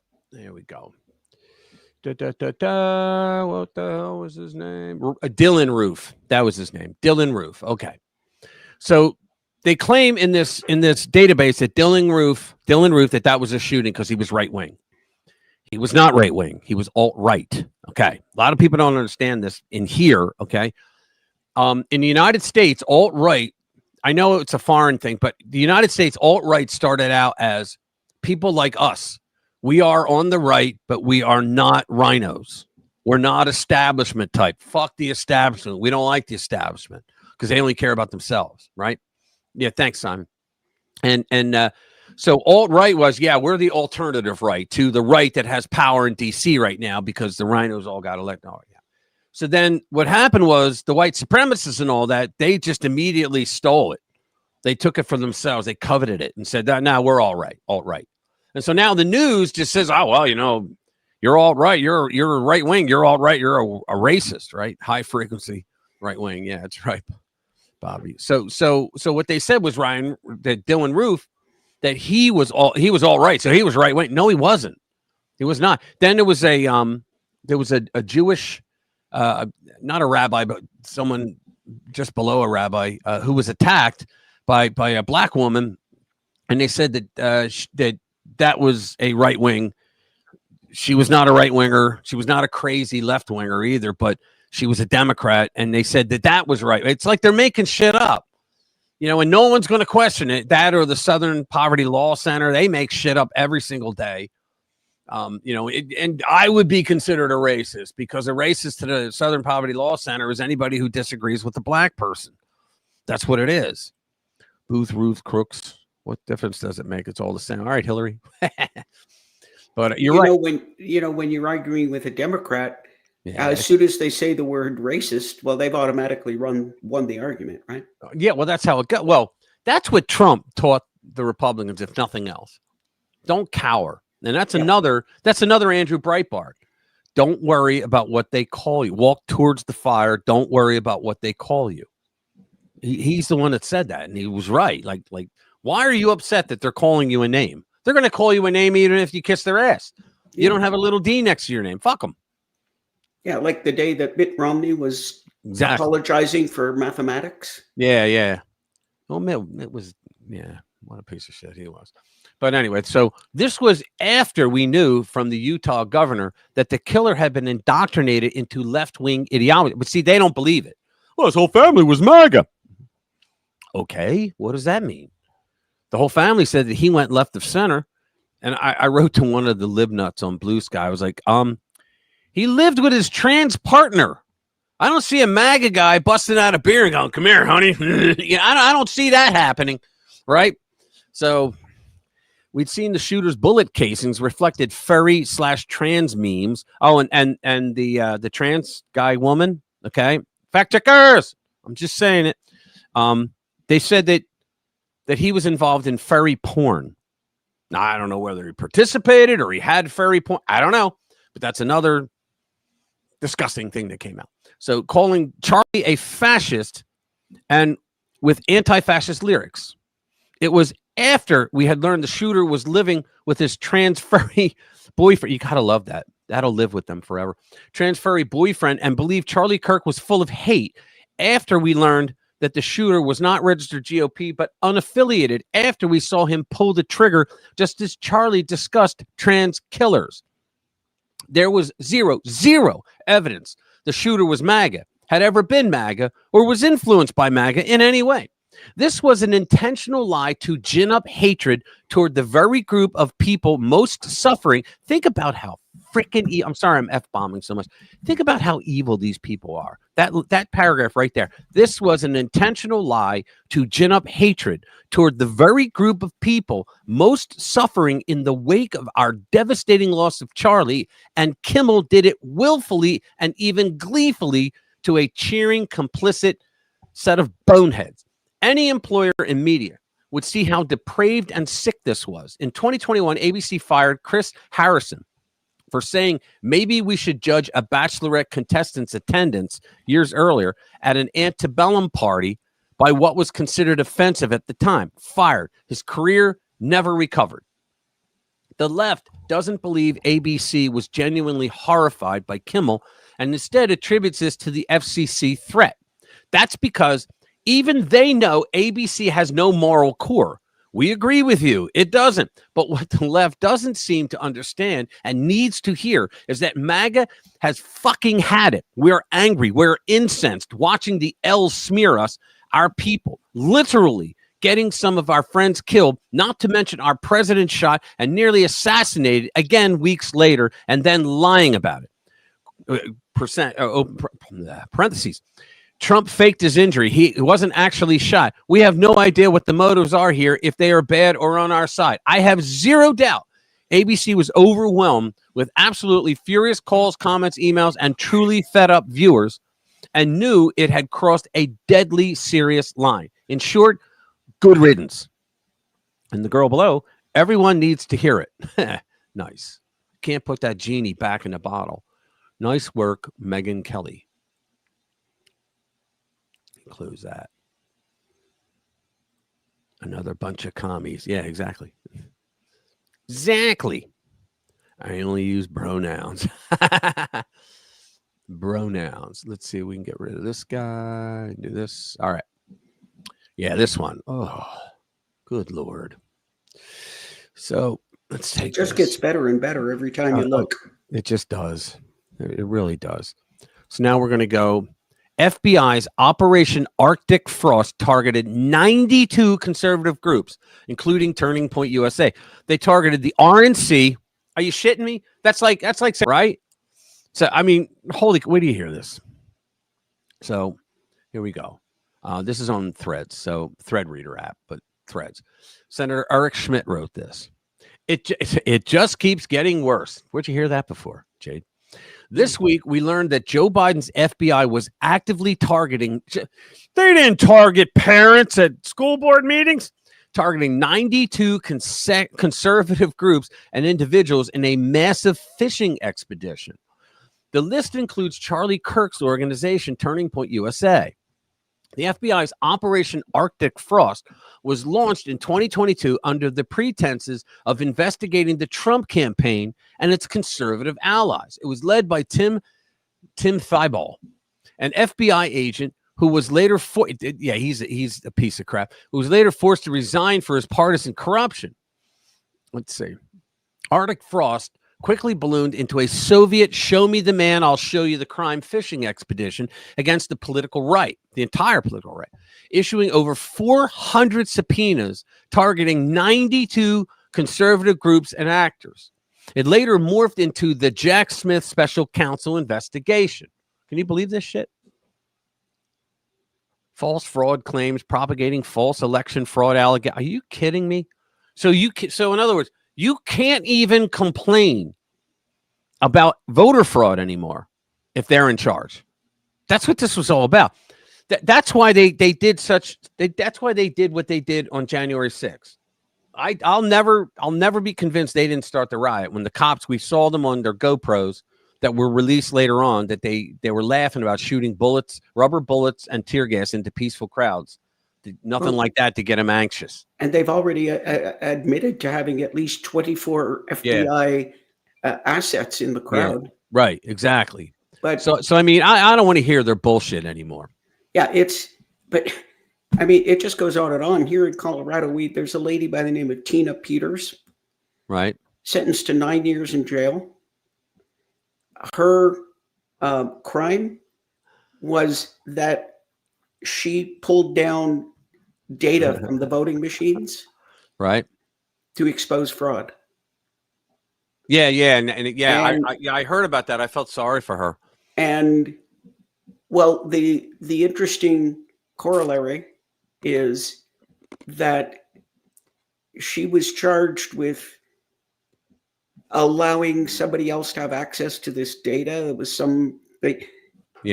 giving out some passwords or something. The interesting thing was Jenna Griswold, our attorney general, I guess, she did the same thing.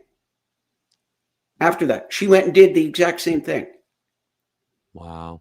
Except in a way that supported the Democrats. But I haven't heard that Jenna Griswold has been tagged.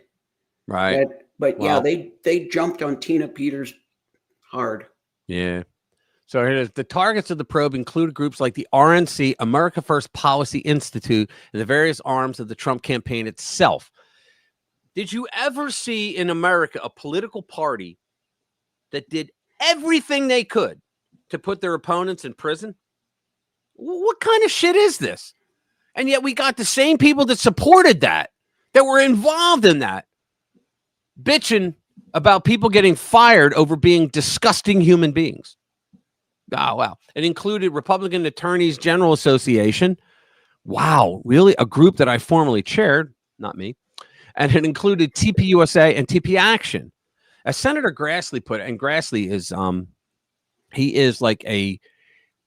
he's a hard hat against government corruption. He hates it, which is why I'm glad he's the pro tempore over there. As Senator Grassley put it, Arctic Frost was the vehicle by which partisan FBI agents and Department of Justice prosecutors could achieve their partisan ends and improperly investigate the entire Republican apparatus. Yep, here we go. American gangs like MS-13. Now, well, it's well understood that your predecessor left you an FBI infected with politics. Yep. I'm going to provide examples of that today, including making public new whistleblower records. At your nomination hearing, I made public records that whistleblowers provide me about Arctic Frost. Arctic Frost was the FBI case opened and approved by antitrust Trump FBI agent Thibault. Arctic Frost then became Jack Smith's elector case against then citizen Trump and now President Trump. These new records show that Arctic Frost is a big deal. Much broader than just an electoral matter. The case was expanded to Republican organizations. Some examples of the group that Ray F. All right, we already know. So I thought it would be a lot quicker than that. Sorry. We see even 44 and 46 administrations go free after the treason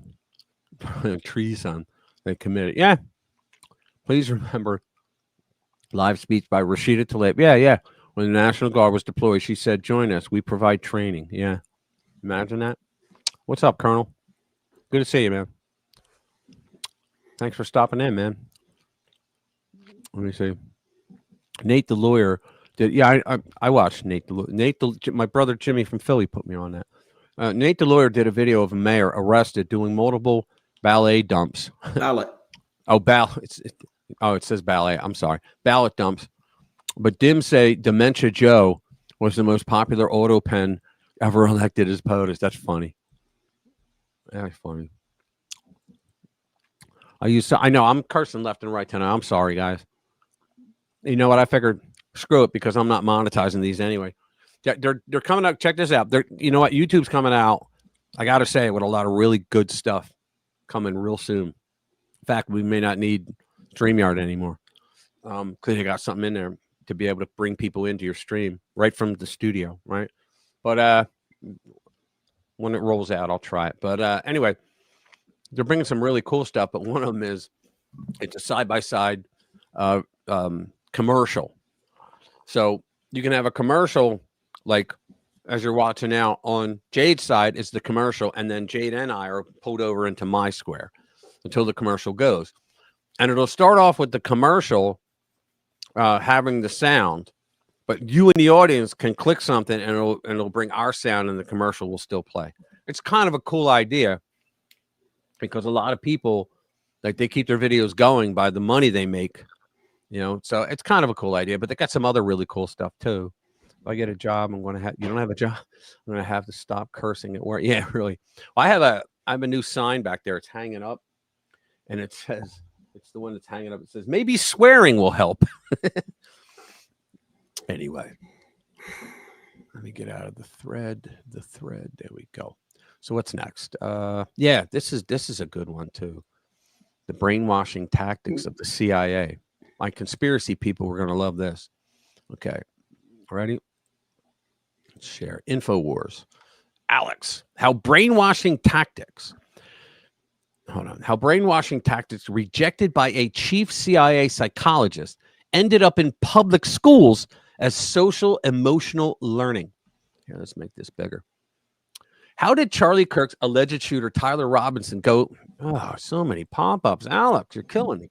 How did Charlie Kirk's alleged shooter Tyler Robinson go from a regular kid raised in a conservative home in a red state such as Utah to someone who rejected their family's values to the point he wanted to silence another's speech he didn't agree with and is now facing murder charges for killing him so he could speak no more?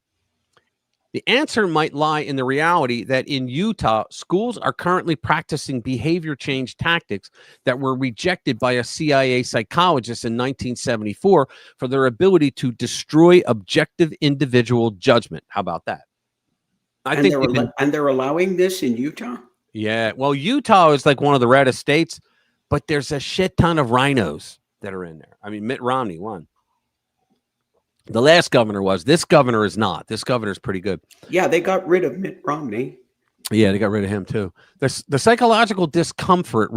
Now this is like this is world-class CIA bullshit. What they used to do, like this is like color revolution type of stuff. You start with the psychological warfare, and then you know your people move in, and you take all that bullshit. So the psychological discomfort resulting from these methods, now used in SEL, which deconstruct a young person's core belief system in order to try and instill new beliefs, primes the pump, so to speak, for radicalization. This is Yuri Bezmenov. He described this shit to us, what the Soviets did. And that's why we have the freakazoids that we have. You ever notice every one of them has the fucking nose ring? Is that not crazy? Everybody on TikTok, on LibTok has the nose ring. the libnuts. But that's why we have all these freakazoids, right, on the left, because their parents fell for all this shit, and so they were taught that way.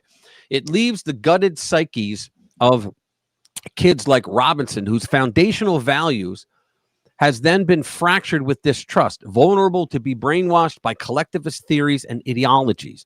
It opens the door for critical and queer theory, critical race and queer theories, queer theory having nothing to do with sexuality, by the way, climate change, furry culture, literally anything they're exposed to take root, whether that be through school, social media platforms, or chat rooms. There is no question in the author's mind that the SEL has played a much larger role in the Cultural Revolution, as well as the mental health crisis visible in the current American landscape, than anyone would care to admit. Critical theory is the poison. SEL using psychological manipulation tactics serves as the syringe. It is long past time for an investigation into the harm being done to children in the name of social emotional learning. The CIA memorandum, quote, a prior question, however, is whether on the basis of present knowledge and professional judgment, a sensitivity training effort should go forward. My recommendation is negative.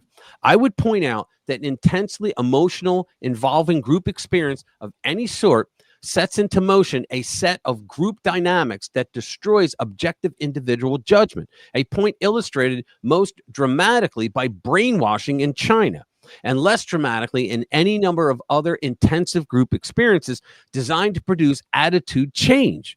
And they do this shit in classrooms all the time. The very power of these techniques argues as strongly as any specific evidence for proceeding with caution. That's what the memo said. All right, we don't need to read the rest of it, but that's what I was talking about earlier. They start this death therapy in the schools at a very young age. And most kids wouldn't be freaked out about it, but it plants the first seed in order to get you, the student, the little skull full of mush, to believe that your teacher has got to be smarter than your parents, because your parents would never talk about stuff like this, right? And they make it sound like the death therapy that they're doing, they make it sound like, you know, it's legit. It's a thing that's taught in school, but it's not. It shouldn't be. So Jimmy just sent me a video. I'm going to play it. Let me pull it up. Hold on. Where is it? I do share screen. All right. That's it right here. So how do we continue? All right, here we go. This is a Charlie Kirk memorial, okay, on the street. How do you make it? There it is. All right, here we go. He lives as he died, promoting violence. Record all you want. Yeah, and what did you just do, you piece of garbage? Look at this shit. Check it out. Look at this shit. I would just say, officer, she has 2 black eyes because she like damaged all this stuff, and I just went through this rage. You know? Fuck Charlie Kirk. Fuck Charlie Kirk. You believe this? These people, they're nuts. They're freaking crazy. Yeah, I saw one where somebody did that and they got arrested. Well, yeah, you can't damage. I saw one where a girl grabbed, the guy was carrying a sign. He grabbed the sign off of her, and she grabbed it off and tore it up and walked away with it. And he went over, and a cop saw it. Look at this. I can fix her, Rich, then handcuff her, take her to the tiger cage. There you go. And there you go. There's an answer. The lions will eat well. What's up, Loafer? Good to see you. Yeah, the lions will eat well. But yeah, I mean, they're just nuts. So this girl does that, and a cop comes over and he starts talking, and she goes, well, you know, he was just a bigot. He was this and that and the other. And he goes, all right, I've heard enough. And he goes, turn around, put your hands behind. She goes, what? And he goes, you're under arrest. She goes, wait a minute, I'm the one that's under arrest. He goes, look, he didn't break any laws. You did. What law did I break? That's his private property. You just admitted that you took it from him and destroyed it. You're under arrest. And she was like, oh, can I? Crying and shit. I was like, bye, sucker. Oh yeah, and all these guys, and well, you can't do that. My parents will hate me, and I'm gonna it's like, lose get out of my their scholarship. Basement. And I know. Get out of their basement. You should have thought of that before you became a total asshole. Yeah, you should have thought about that. Yeah, you're gonna lose this, that, and the other. Well, yeah, you should have thought of that. Yep. Here we go. The Ministry of Truth. We're up to that part. Let's go. This total whack job. All right. So let's see where she doesn't have her picture. Yeah, she's down below. So get this. Biden's Ministry of Truth czar, Nina Jankowicz, is furious after appeals court tosses her case against Fox News. The third, was that a yawn? The third Circuit Court of Appeals has ruled against former Department of Homeland Security official Nina Jankowicz. Remember when she used to do those? Remember when she did those? Did we talk about this earlier? She used to do those like they were videos and where she would sing songs about. Yeah, I mentioned that earlier. Yeah. Oh, okay. Yeah, this is the girl. She would sing songs, and they were like Happy Mary Poppins songs, but they were like evil words. like we're gonna shut you up whether you like it or not. So Jankowicz briefly led the Biden-Harris administration's Disinformation Governance Board in 2022, a DHS initiative that officials said was designed to counter threats to Homeland Security from disinformation. I'll add it in there. But in reality, was to censor any conservative speech whatsoever. The board was widely criticized and quickly derided as a Ministry of Truth. 1984 fans get it. Jankowicz herself faced scrutiny over her prior social media posts, which included amplifying claims about Russian collusion and suggesting that Trump supporters might bring weapons to polling places. In 2023, Jankowicz sued Fox News, accusing the network of spreading what she called destructive lies that damaged her career and threatened her safety. The only one lying here, sweetie, was you. But a federal judge dismissed the case in 2024, ruling that nearly all of the statements at issue were directed at the Disinformation Governance Board rather than Jankowicz personally. The court further concluded that one remaining challenged statement was not defamatory, as it accurately reflected the board's own description of its mission. You got to love it. Fox News welcomed the ruling at the time, stating this was a politically motivated lawsuit aimed at silencing free speech, and we are pleased with the court's decision. Okay, so let's see if we. Yeah, don't you just hate it when people use your own words? I know against me. I know it sucks. That's so like libs of TikTok. Yeah, I know, guys. You have to hear this. Okay, hold on. Wait until you hear this. She says things that just this video is the only reason I'm talking about it, because she is a flippin' lunatic. She truly is. Wait till you hear this. I don't know what you're playing, but it's not. Oh, all right. Thank you. Could have told me a little sooner, but okay, here we go. I think the right has a problem that they need to recognize. We have the problem. I think it is also absolutely abhorrent that people were celebrating the death of a young father. Now, this is the same thing AOC did. You say in the beginning of your little diatribe that things that people go, oh, you know what? I agree with that. Okay. In hopes that because you agreed with the person, that you'll put up with them saying a bunch of garbage trash. So I'll start it over again so you catch the pattern. Once you learn this, you'll never not see it. I think the right has a problem that they need to recognize. I think it is also absolutely abhorrent that people were celebrating the death of a young father. His daughter was at that event. So was the son. And also, I do have to wonder, as the parent of a young child, listen to this. What is different in the mind of me and the mind of Charlie Kirk that he thinks he can bring his kid to an event like that and also be safe at an event like that? I haven't felt that way in 3 years, and I have much less. So in other words, she knew that the libnuts could possibly hurt them. Of a high profile than him. I will never bring my child to an event with me in the United States. I don't post pictures of him online because I don't want him to be targeted. Is it that the right thinks that guns won't come after them? This is. Now, did you hear that? In my story that I wrote on this dipshit, do they think that guns won't come after them? What's wrong with that, Dr. Jane? Well, I can tell you exactly. I mean, they're anthropomorphizing the guns. Yes. They're inanimate objects. A gun doesn't go, I think I'll shoot that motherfucker over there. They don't do that. It's the person that misuses a gun to commit a crime. Yeah. That's what it is. This is an environment that they've created, right? An environment they created. It's very sad. And I hope, again, I just really hope that this is a watershed moment where we can change something in this country, because we've had one after another of these. And it's all left wingers. I mean, how many trans shooters do we have to get before we go, guys? We have the left finally goes, guys, we got a real fucking problem with this. So how about acknowledging the constant diatribe over the past 10 years? Yeah. How about the dehumanizing, the demoralizing? Yeah, Nazis, all that bullshit. Yeah, how about it? And when other countries have them, I think of the mass shooting in Australia that perpetrated widespread gun laws. Didn't they do a buyback program in Australia, Linda? Did they do a buyback program? I never fucking understood that, because the government said, we're going to buy back your gun. The government never sold you your gun. How the hell do you buy something back that you never bought from them? That never made any sense to me. Oh, and you're buying it back with your money. Yeah, your money. Because it's your taxes.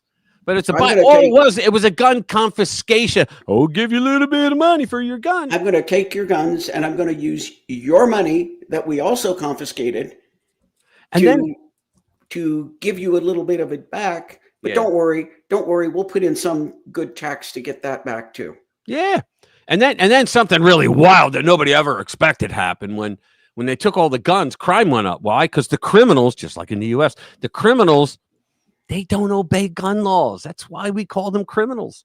And so they went around shooting, and they had all the crime rate rose. It had nothing to do with gun control laws in Australia. And now, they still have guns. They need them in Australia. They've got some scary animals there. Are you kidding me? Some scary animals would be a left winger with a knife. But they also have common sense restrictions that keep people. When you hear common sense, just think lunatic fringe. When we need common sense gun reform, what's that? No guns. Oh, okay, that makes common sense. Safe, and that is what we need here in the. No, we don't. What we need here in the United States is for you to shut anybody says common sense with respect to guns. Yeah, we need you to shut the F up. Just like fucking turn them out. Tune them out. Exactly. Turn them out. Yes, after Port Arthur. Oh, and there was a recent weird psyop here. You know what I think? I think I heard Robin talk about that. I watched one of her videos the other day, and from Cards is the Cure. I think she talked about that as well. And 2 decent coppers were sacrificed for further restoration. Wow. How about that? In 20 years, they will say, we had no other choice. Yeah, exactly. We didn't have a choice. Yeah, anybody have any doubt or want any information about it? There's a gentleman by the name of John Lott, Lott. Yep. And Lott. He has done more research than any other 10 guys in this field. And More Guns, Less Crime. That was his book. That's it. That's the name of his book. Yeah. Or one of his books. Right. One of his original books.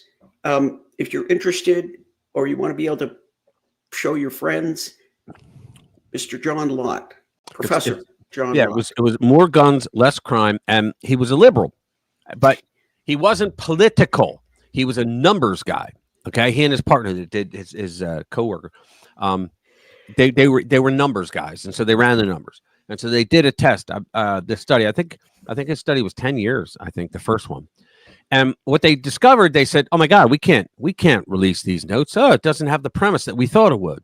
Like, in other words, this was prior to when liberals would fake the news or the results. They do it all the time today, but because that one guy got caught and then he found out that thousands of so-called scientists and social scientists were faking every one of their experiments. But these guys really did it, and they were like, "Oh no!" And they went, "You know what? It wouldn't be responsible or ethical for us not to." So they let it out there. And what it was they found out that in the United States of America, and probably everywhere, but in the United States of America, the areas that had the most gun control laws had the highest portion of gun crimes.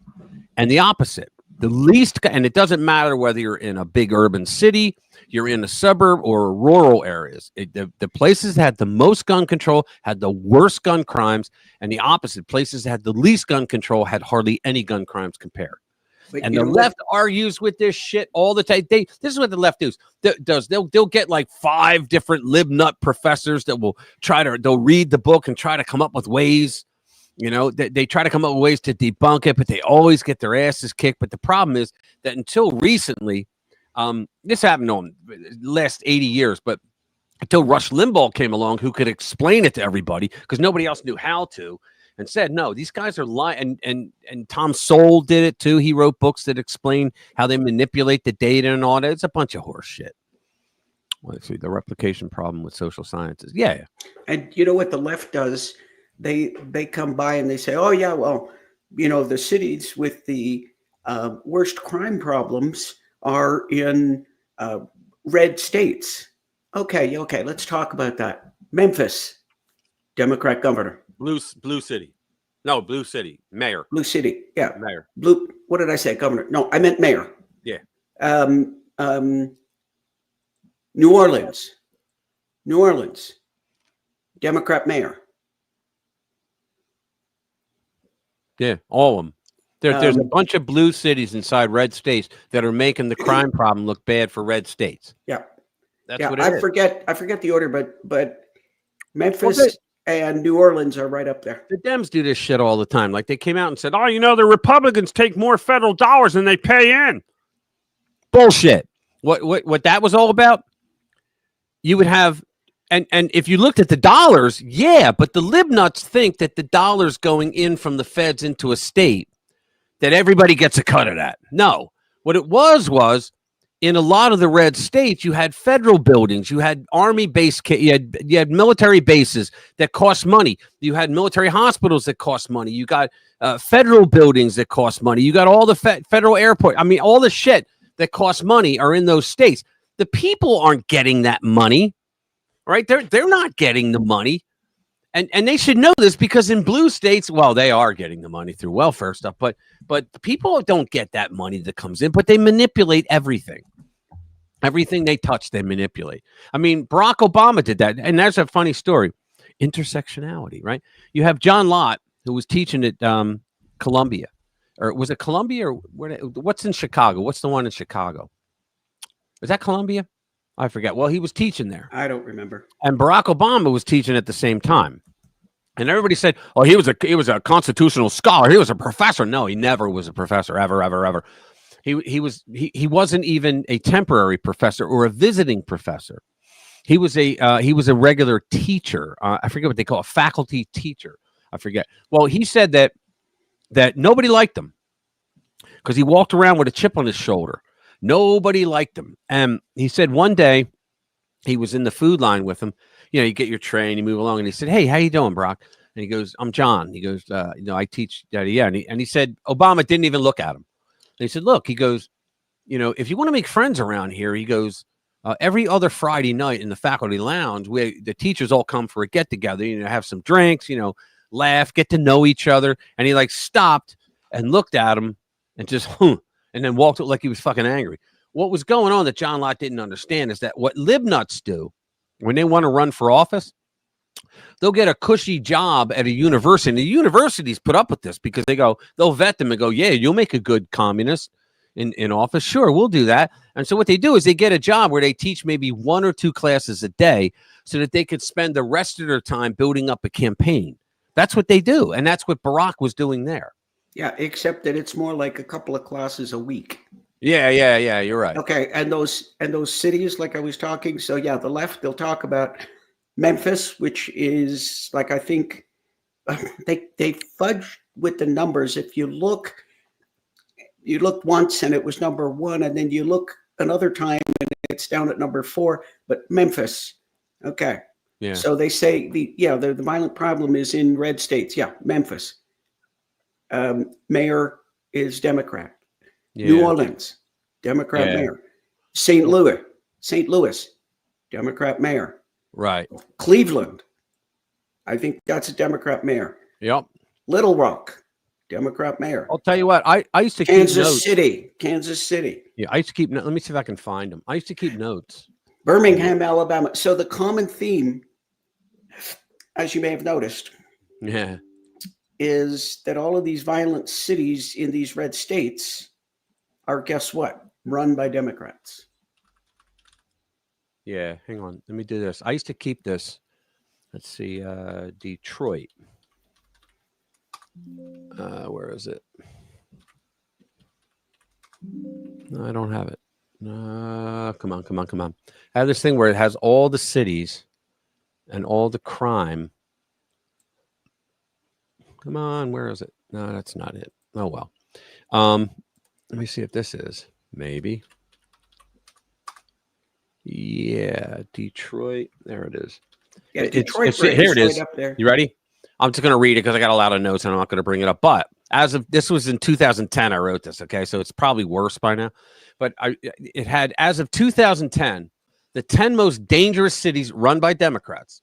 St. Louis, Democrat mayor for the last 60, not the same guy, but Democrat as a mayor for the last 61 years. Camden, New Jersey, Democrat mayor for the last 24 years. Detroit, Democrat mayor for the last 48 years. Flint, Michigan, Democrat mayor for the last 35 years. Oakland, California, Democrat mayor for the last 43 years. Richmond, California, Democrat mayor for the last 10 years. Cleveland, Ohio, Democrat mayor for the last 22 years. These are top 10 most dangerous, right? Compton, California, no info available, but has a lib history. Gary, Indiana, Democrat mayor for the last 16 years. Birmingham, Alabama, Democrat mayor for the last 35 years. It says here, what do the top 10 cities with the highest poverty rates all have in common? Democrat leadership. As Democrat mayor, first on the poverty rate list is Detroit. Hasn't elected a Republican mayor since 1961. Buffalo, New York is the second. Hasn't had a Republican since 54. Cincinnati is third. Haven't had a Republican since 1984. Cleveland, 1989. Miami, Florida. Now, I think they went Republican. Has never had a Republican. St. Louis, 1949. Haven't had one. El Paso, Texas. Never had a Republican mayor. Milwaukee, since 1908. Philadelphia, 1952. Newark, New Jersey, 1907. It's the same thing. Then I did this little thing that I wrote that I use all the time. It says every I used to write this all the time when people would give me a hard time. Every major city we see in the United States, guys, every major city we see the same thing. Chicago, Philadelphia, Camden, Newark, Baltimore, Ferguson, Cleveland, Compton, St. Louis, etc. They all have the same exact problems. High unemployment, high drug and alcohol abuse, high government dependency, high property crime rates, large high school dropout rates. I couldn't say high school dropout. High gun violence. And it's all because of progressive Democrats who have run these cities for decades, some 100 years. Progressive Democrat policies breed environments of poverty and crime. They're anti-business, anti-capitalist, and anti-people. What always happens in these cities is businesses are driven out by progressive Democrat policies. And then in order to hold on to power, the municipalities create unneeded, wasteful bureaucracies to create jobs to be filled by all the people who lost their jobs due to the policies created by the same failing government. Then the cities run out of money and call the state racist if they don't bail them out. I mean, if a Republican's in the White House, the federal government is racist for not helping them. Now that's what you see in nearly every single city run by Democrats. It's crazy, and yet they don't want to. They don't want to know about it. They don't want to hear about it. Yeah, that's true. That's true. That was I saw that. That was a true thing. Yeah. Well. Yeah. Chicago. Yeah.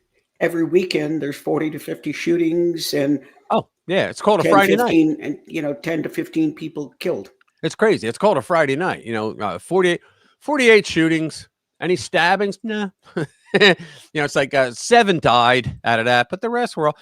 Did I show you guys Hey Jackass last week? We got to go to that.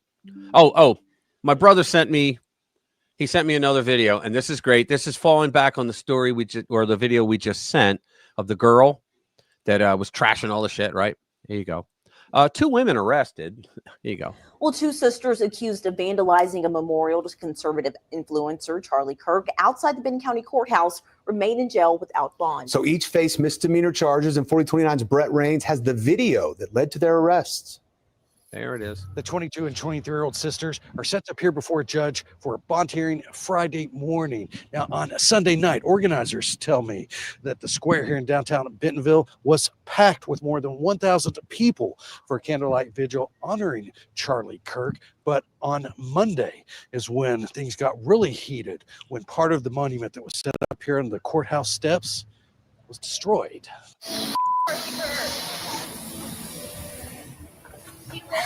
guys promoting violence. Record all you want. This is what happened outside the Benton County Courthouse Monday afternoon. Yeah, see ya. Check it out. Look at this. Charlie Kirk. Charlie Kirk. Protest is free speech. I understand that. But vandalism and destruction of property is not a free speech issue. Benton County Justice of the Peace Joshua Bollinger says this Good. video was sent to him by a person who wants to remain anonymous, but gave Bollinger permission to share it with us. After posting it online, the video has since been viewed thousands of times by people across the country. Yeah, it definitely affected me personally, and I also know it affected residents of Benton County. What I saw was someone that clearly did not represent our Benton County values. Right. They were spreading intolerance. And I would say that when they trampled on that memorial, they not only trampled on our Benton County values, they also trampled on the memory of Charlie Kirk. On Wednesday, the Benton County Sheriff's Office arrested Carrie and Kaylee Rollo. Currently, the two sisters are still in jail awaiting a bond hearing, facing misdemeanor first-degree criminal mischief charges of purposefully destroying property valued at less than $1,000. This was definitely not a protest. This was certainly not a free speech issue. Just being what we an saw asshole. was intolerance. Friday's bond hearings are set to take place inside the Benton County. We're done. You know what it is? It's virtue signaling, because they know that, well, from the past, they know that if all they got to do is say he was a racist, I don't care what you do, what you have, I'm going to destroy it, right? That people go, oh, all right, I guess the guy was a racist. I don't want to be called a racist. You know, now that shit don't fly anymore. Yeah, I mean, That's exactly right, Chris. You're right. Right. Spot if on. Kamala would have won. Yep. Hate crime charge. Yeah. The thought police. Go ahead. If Kamala was in charge, they wouldn't even have picked him up, or they would have let him go about 10 minutes after they got him. Oh, yeah. They would have probably give him an attaboy and a plaque. They're just nuts. Here we go. Greg Gutfeld. And I don't think this is the good one when he went off on Jessica Tarloff. I should find that one and play it. Let's go. Greg Gutfeld tears down media's self-serving spin on Kimmel. Is there a video? I hope to go. Yeah, there it is. All right. Let's watch this. Great. Even in death, Charlie keeps winning debates. You know, the media, this is what's disgusting. Just look at the reaction. The media is trying to make Jimmy Kimmel into their Charlie Kirk. Right. But as if like getting fired is the same as getting fired upon. Yeah. That's what disgusts me, is how they're trying. They're in this is a blatant effort to get the stink off them. Yeah. The decades of brainwash that created justification for violence and for murder. Yeah. Sorry, guys. He's not a victim. The victim is Charlie Kirk. The victims are his family. I don't shed any tears for a lefty millionaire who can still go home and see his kids. Right. So this, look at this through that prism. Jason Bateman predicts a reckoning over Kimmel's suspension. A reckoning. Sorry, dude. The reckoning began without you. Your side got thousands of conservatives thrown off social media. CNN tried to get Fox off the air. Do you remember that? Stelter, that don't say that. I like that. It's off the air, and we're on a private airway. We're not in a public thing like ABC is. While they were doing this, they were promoting rhetoric that demonized people with different viewpoints. So there isn't a both sides here. You can't turn Kimmel into Kirk. Right. That is disgusting. And I'm going to control myself. Let's look at the obvious here. Right. You have to look at this like mutually assured destruction. Facebook was pressured by the president or the White House to throw people out. Trump was thrown off Twitter. You had Roseanne, Gina Carano, Dave Chappelle, Shane Gillis, J.K. Rowling. The list is endless. We could take a whole hour to do it. How do you stop that?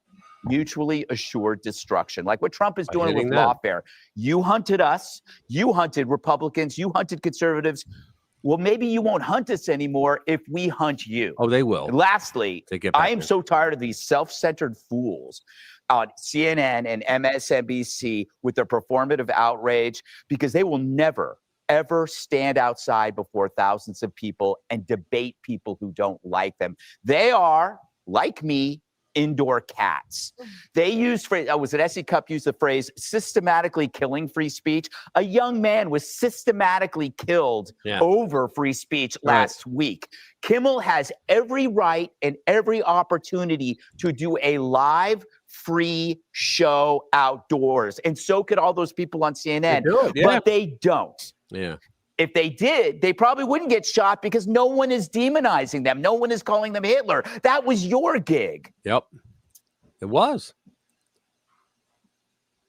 I'm surprised they don't target Greg. You know? Well, they kind of have. And I have heard so many of these people go out of their way to make sure that everybody knows that he's not funny at all. And he's just ranting. Which the fact is, he's actually funny. Yeah. Gutfeld is actually funny. But when he goes off, he's 100% right every time when he goes off like that, yelling, because he doesn't do it. He's like Scott Jennings. He doesn't do it until like he's had enough. Yeah. You know? And I mean, this was not a comedy gig. This was him kind of being angry. But when he gets going, he can be pretty funny. Unlike Kimmel and Colbert. Right. Oh, here's one. You got to see it. It's Rashida Tlaib and Byron Donalds. It was a war. Where do you see this, guys? This is great. Hang on.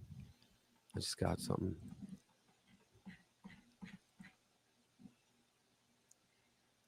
Oh, cool. Oh, geez. Liberal Party of Pennsylvania. All right, so let's see. What am I doing? I got to pull this up. Yeah, this video. They're screaming and shouting, and he's just like, wait do you hear what he says? It's awesome. Let's go. Let's bring it up. I think it's really important. We need to stand up against this fascist takeover. That's not a bad word. It's a fact.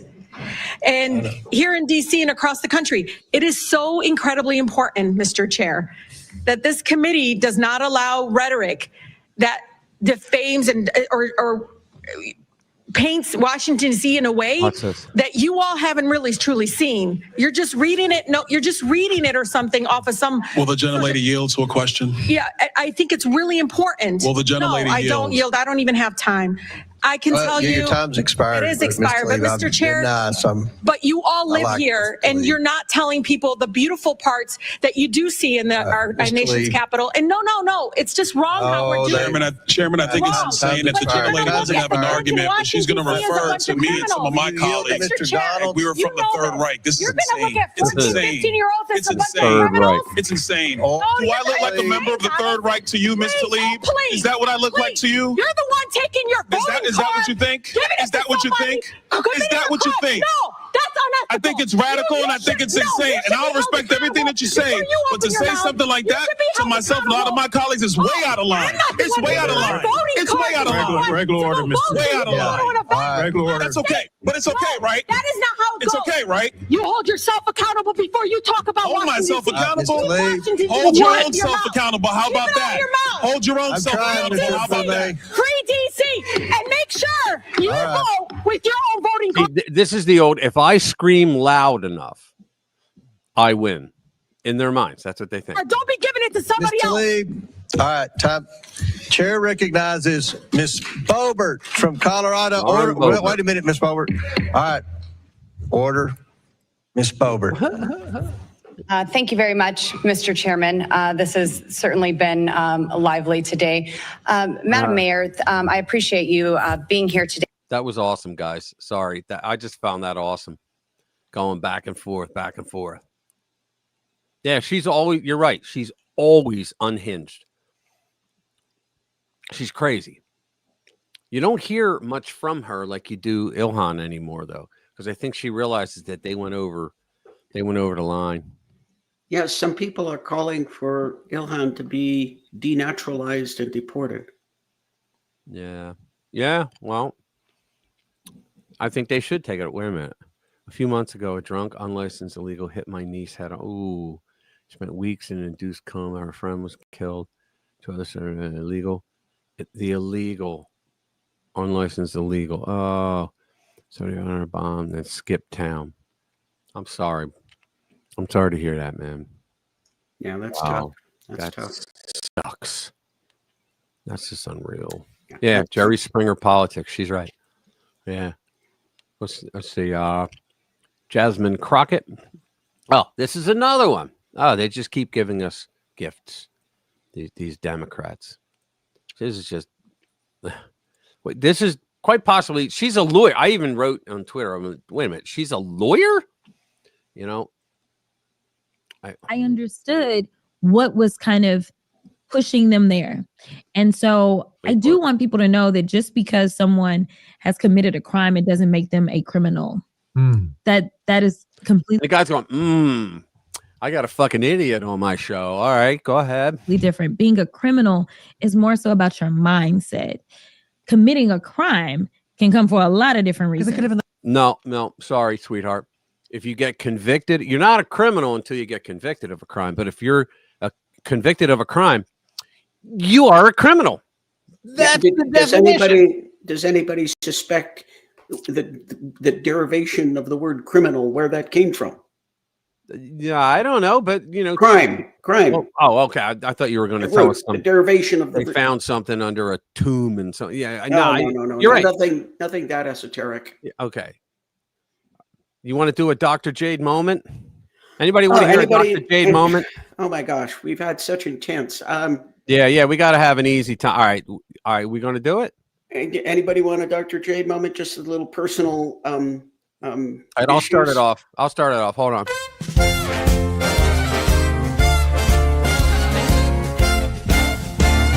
It's a Dr. Jade moment.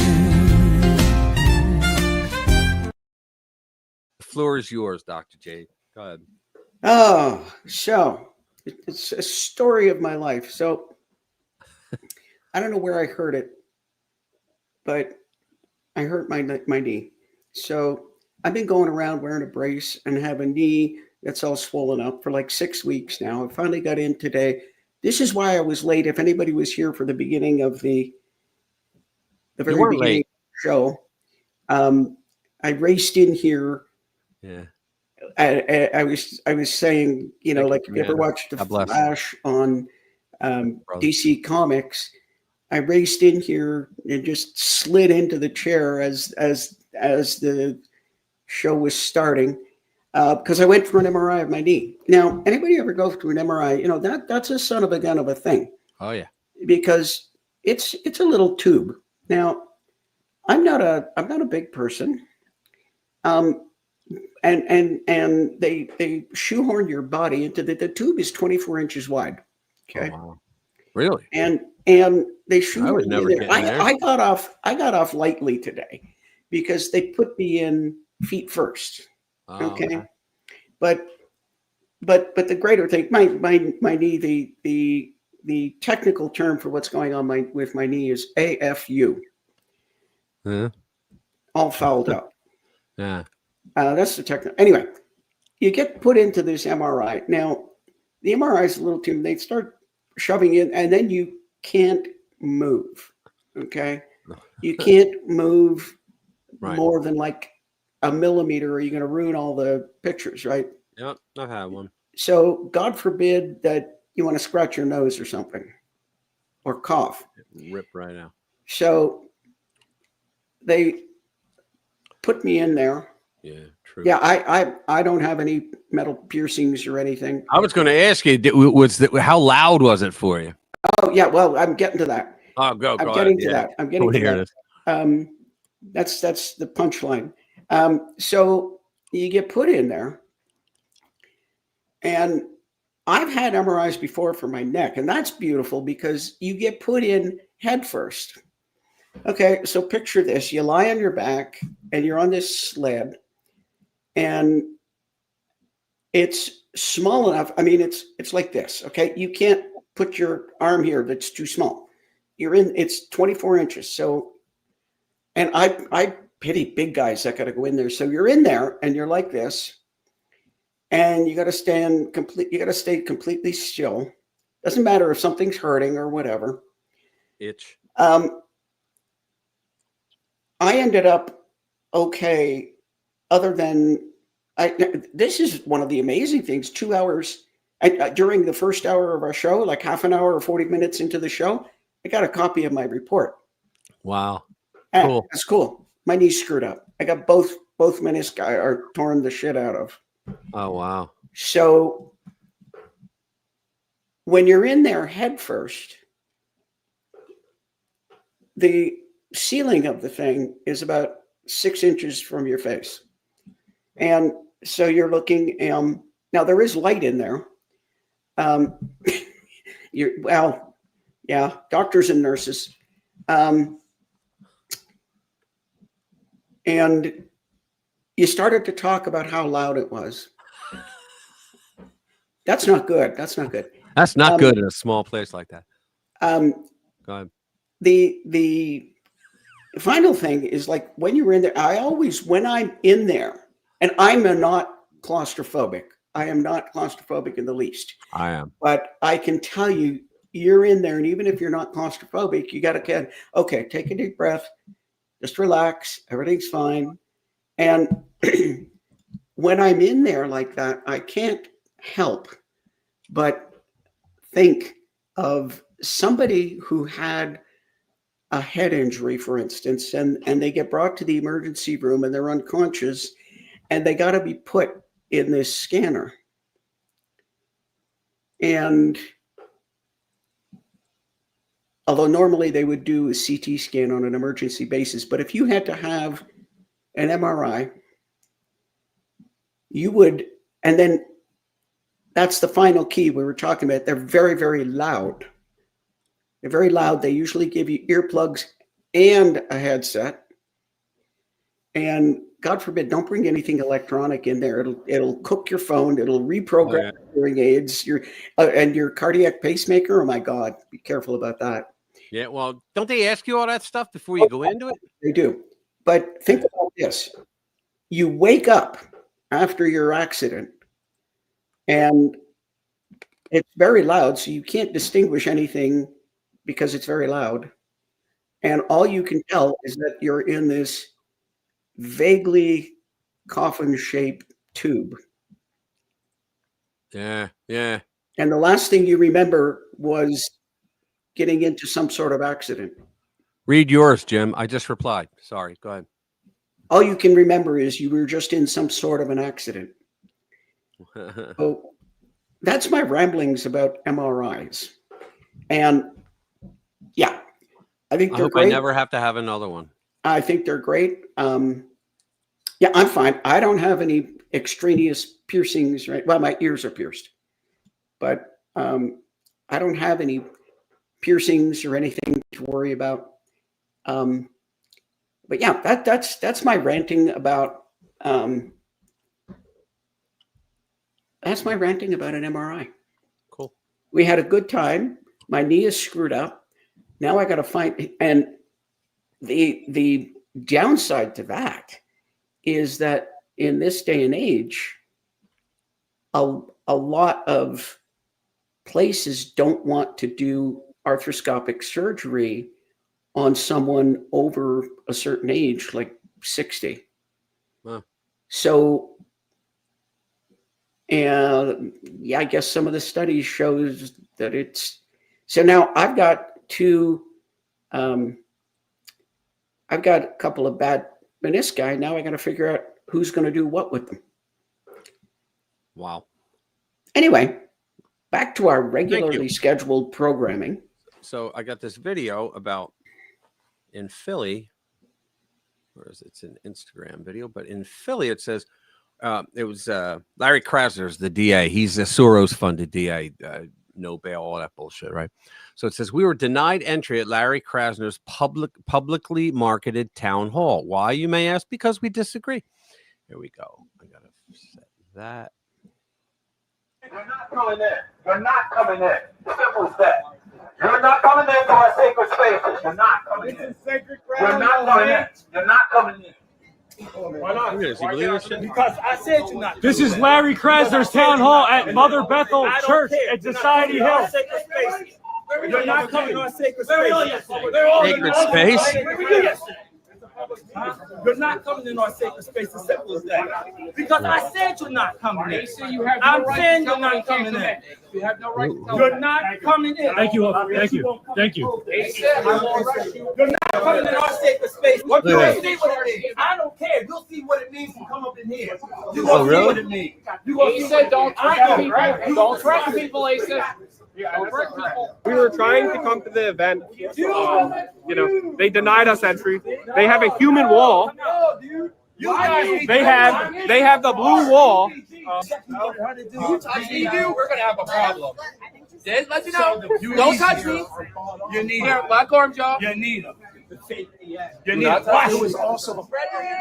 Goodbye.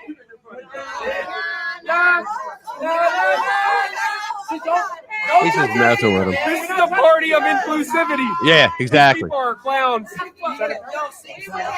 a threat? They kept y'all safe. Oh, that's Your heads would be off. Yeah, really. They kept you safe. They kept us. Your heads would be off. They can handle their own. These are the street goons, seniors included, that protect the progressives in office that are really making their lives miserable. Yeah. They're just so clueless. And what is this event? Okay.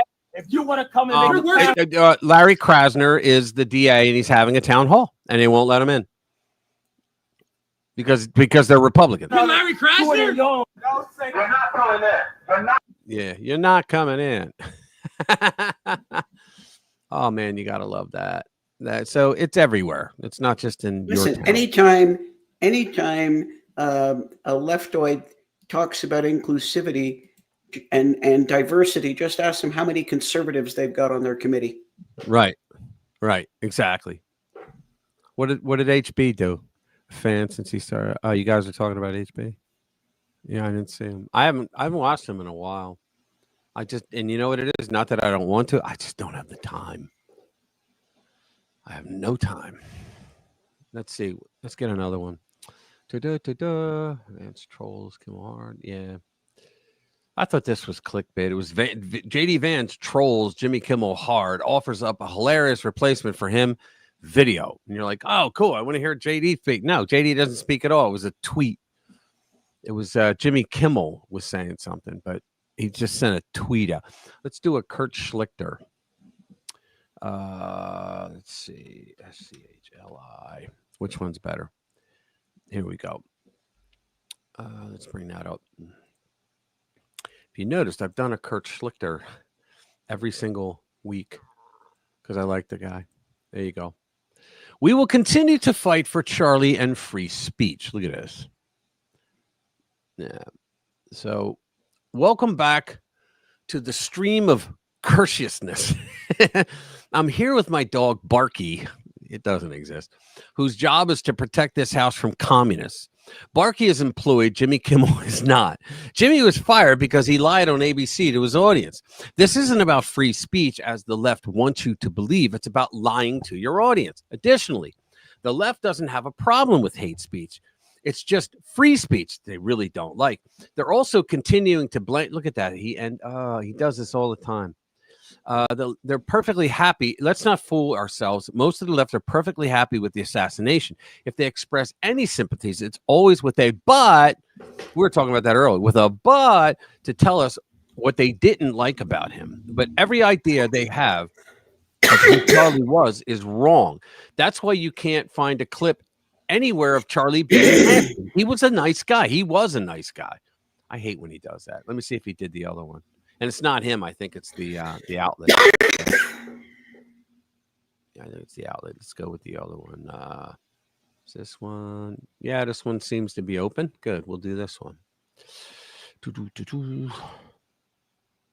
Yeah, Charlie, when you think about it, Charlie, they have to do Olympic-style stretching to make Charlie look like a racist, homophobic,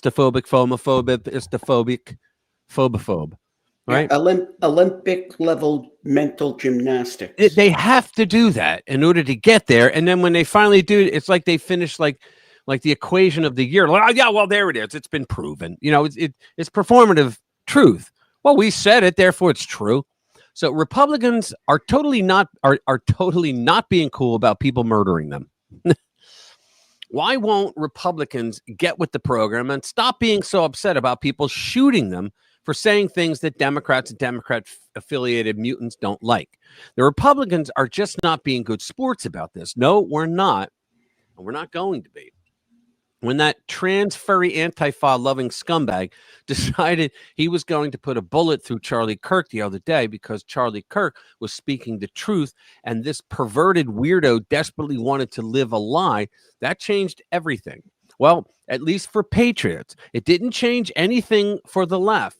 When the left wasn't actively cheerleading the murder, it was actively attempting to cover it up, to distract from it, and to excuse it.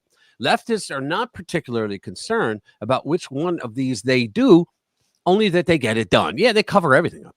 It's virtually important for them to the point where now they're freaking lying. They're just coming out. They're just lying about it.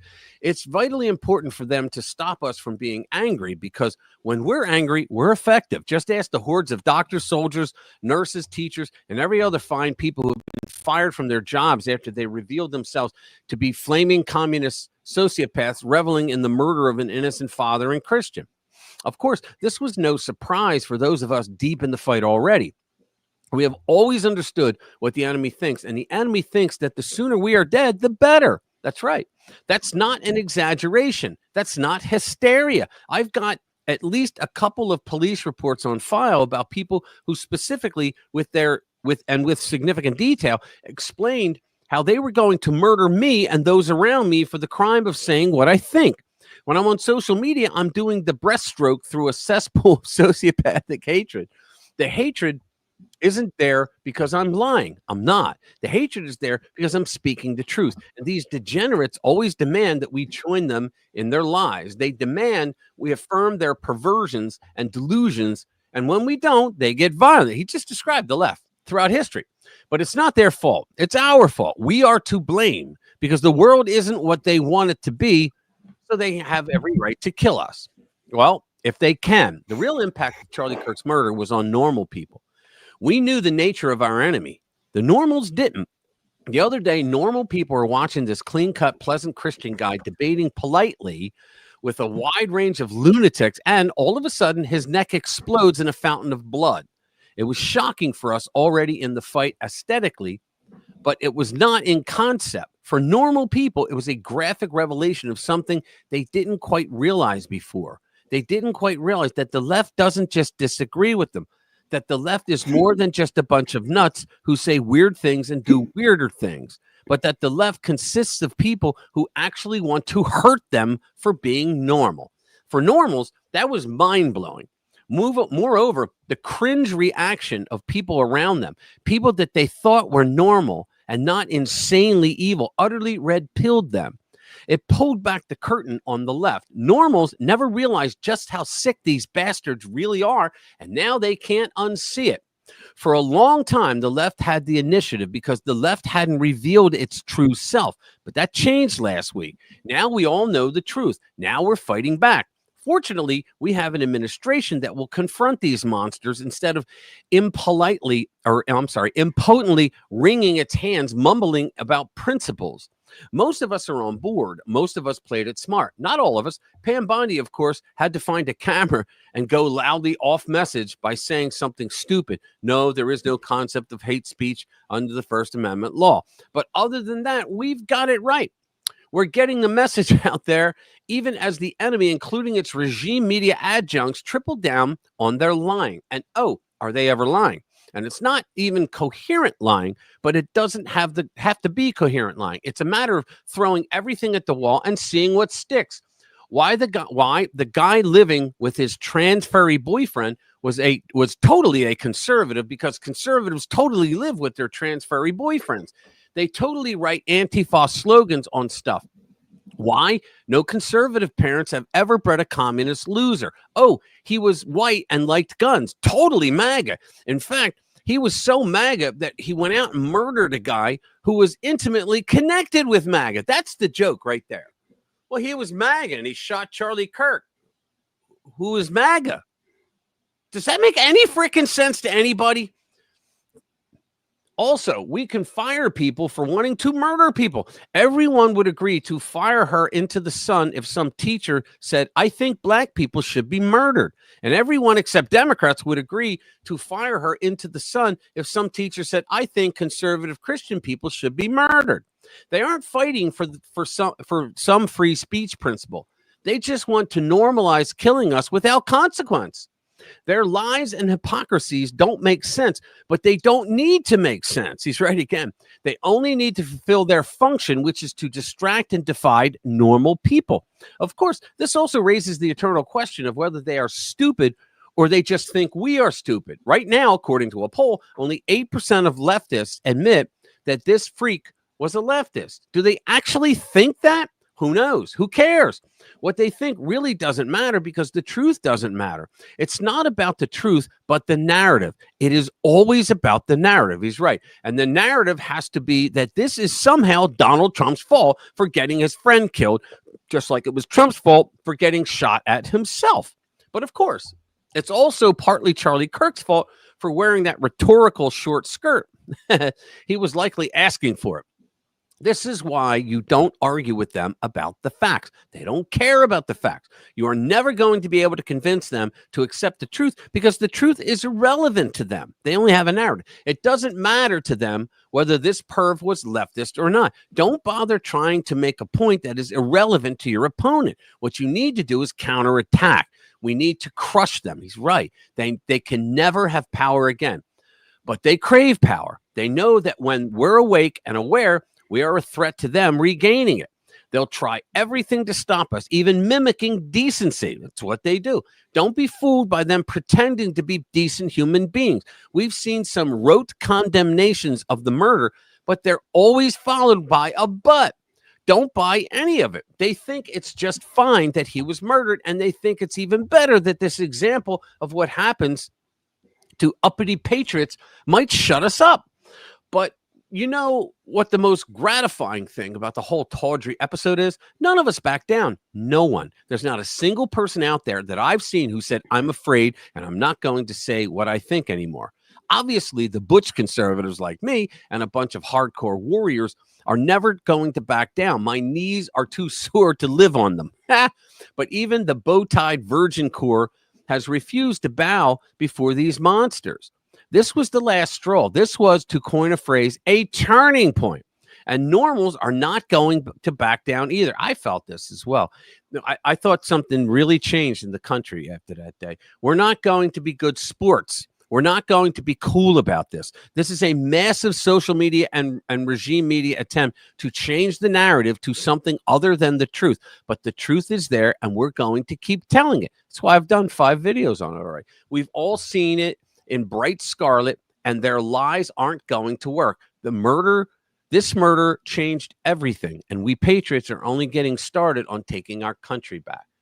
I thought that was really well done. That was good. Yeah, that's why I like him. He pulls no punches.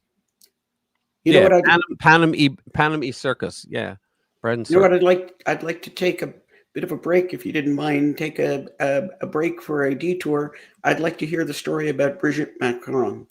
I've heard she's I think everybody wants to hear that one. I've heard she's going to get naked for the judge. There you go. She is. Photographic evidence, actually. It was photographic. It's like, it's more fun. It's more fun to think of her getting naked in court. Yeah, it's like she's going to show her Schwanstucker. All right, so Brigitte Macron, who is a man, to present scientific and photographic evidence. Yeah, it's photographed from here down. Definitely real. Brigitte Macron to present scientific and photographic evidence to U.S. court proving she's a woman. Why the U.S. court? All right. French President Emmanuel Macron and his wife, Brigitte, will present photographic and scientific evidence to a U.S. court to prove the French First Lady is, in fact, a woman. Is that? Yeah, there you go. You believe that? Okay. The two are submitting the documentation as part of a defamation lawsuit against conservative influencer Candace Owens, and she had the goods on them, okay, who claimed that Brigitte Macron was born a male and later secretly transitioned. The Macron's attorney, Tom Clare, told BBC's Fame Under Fire podcast that there will be expert testimony but you know what? The libs completely screwed up medicine and science. Did they not, Jade? When you get to the point where you can't teach genetics in first-year medical school, that's a problem. I know. I mean, they so well. They have expert testimony that will come out that will be scientific in nature. Who gives a shit? Nobody believes it. Nobody believes it. We had scientific in nature when they told us that masks worked. Come on, fuck that. The attorney, continue reading. Okay.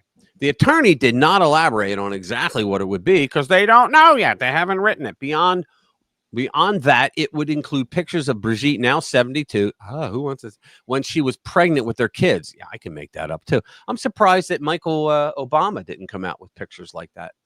The French power couple is ready to demonstrate both generically and specifically that the allegations are false. Can you believe that the leader of France has to do this? It is, it is incredibly upsetting to think that you have to go you have to go to and subject yourself to put this type of proof forward. Oh my God, that's funny. It is a process that she will have to subject herself to in a very public way. Woo! But she's willing to do it. Whoa. I mean, 70. Whoa. We're all going, whoa. All right. She is firmly resolved to do what it takes to set the record straight. I'm sure she is. Owens has repeatedly claimed without evidence, she had the evidence, that Brigitte Macron, 72, was born male. She showed the birth certificate, was born male, going as far, and it said boy, going as far as to say on her podcast earlier this year that she would stake my entire professional career on all of those points. Look at this. I'm going to kick your ass. I mean, look at her. I'm going to kick your ass. So the Macrons filed a lawsuit against Owens in Delaware in July, alleging Owens disregarded all credible evidence, disproving her claim in favor of platforming known conspiracy theorists and proven defamers. They're defamers, all of them. Owens's claims are similar to those previously made in France by two women whom Brigitte Macron sued in 2021. That case was initially ruled in the French First Lady's favor, but has been overturned on appeal. She has taken the case to France's highest appeals court. All this to prove that she doesn't have a tallywhacker. Now, that's kind of funny. That's kind of funny, man. I'm only friends. That's pretty funny. I know a gynecologist who became a mechanic. He could dismantle and reassemble. I knew a gynecologist, Dawn, who was that close to being a proctologist. If I had my drums, I would, Yeah. Let's see. What's next? We have some below the folds. Should I do that one? I think it's a video. No, it's not a video. It's a Root for America. Oh, it's Wayne Allen Root. Yeah, it's a lot to talk about. Hold on. Oh, what's this at the bottom? Amazon, eBay, and Etsy. Oh, yeah. Merch. Oh, yeah. I wanted to do that. Thank you for bringing that up. Appreciate it. So I just noticed that one. Yes, I have below the fold now, which is like outrageous. Amazon, eBay, Etsy sell merch calling for Trump's death, and much of it's coming from China. Now, can you believe it? Is he dead yet? Can you believe this shit? And how much you want to bet it's a psyop by the left, so that when the administration says you can't sell that kind of stuff, it's against the law. Oh, you see, Donald Trump's a fascist, telling them what they can and can't do. After and see, it's shit like that caused Charlie Kirk to get shot. When you have all these people that people supposedly look up to, the media, why? Democrat, I mean, all those people constantly like it's stochastic terrorism, like I was saying before. It's you dehumanize someone to the point where somebody goes, well, Jesus Christ, he's Hitler and he wants to end our demise. I gotta kill him. You got some lefties on the left that are just crazy like that. All right. After Charlie Kirk's murder, 2 Muslim men in Utah were arrested for planning an incendiary device under a Fox affiliate's news van. The most striking thing about their house, as Front Page Magazine has reported, was that it appeared to be covered in anti-Trump signage, including a black flag reading, "Is he dead yet? Is he dead yet?" Merchandise also made a recent appearance when a New York City public school teacher posted a photo of himself wearing that T-shirt and celebrated Charlie Kirk's death. This is a public school teacher Think about that. A public school teacher wore that. New York is they're just off the chart. In a famously sensitive area, where do you go to buy a "Is he dead yet" T-shirt or flag? Anywhere, as it turns out, especially from those retailers that have relentlessly censored conservatives. Amazon had censored everything from books against transgenderism, they do, and BLM. They let my book go on there, but that's another story. And BLM to banning the sale of the Confederate flag, and even at one point pulling episodes of the Dukes of Hazzard. But you can get a "Is he dead yet" flag, which the Amazon description openly bills as an anti-Trump flag, making it clear that it's not a reference to any other memes with that line. The actual Amazon seller is in Eastern Europe. So Amazon is helping a foreign national sell materials to Americans calling for the death of the President of the United States. Amazon founder Jeff Bezos also owns the Washington Post, which spent a lot of time warning about foreign interference and foreign disinformation, but its owner actually profits nicely from it. Amazon also stocks mugs, T-shirts, stickers, and bumper stickers with that phrase that specifically refer to Trump. Now, how much you want to bet if I put "Is she dead yet" with pictures of Kamala on there? That shit would be run down like easy. Within a day. I wouldn't be able to get that. So it says the one "Is he dead yet" mug features various possible tombstones for President Trump, including Psycho, 8647, Epstein's bestie, and rapist. The same seller also sells Newsom memes, including "Newsom was right about everything" merchandise. Oh, good Lord, these people are nuts. Another seller features an orange toupee over the "he."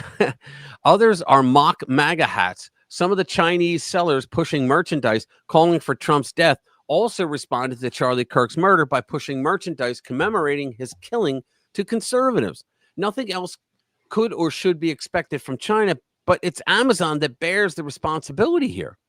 Etsy, which had relentlessly censored not only conservatives, but anything unwoke, including Dr. Seuss merchandise after he was deemed racist, and the slogan "I love J.K. Rowling," and recently, once again, rewrote its terms of service to prohibit degrading language toward illegal aliens.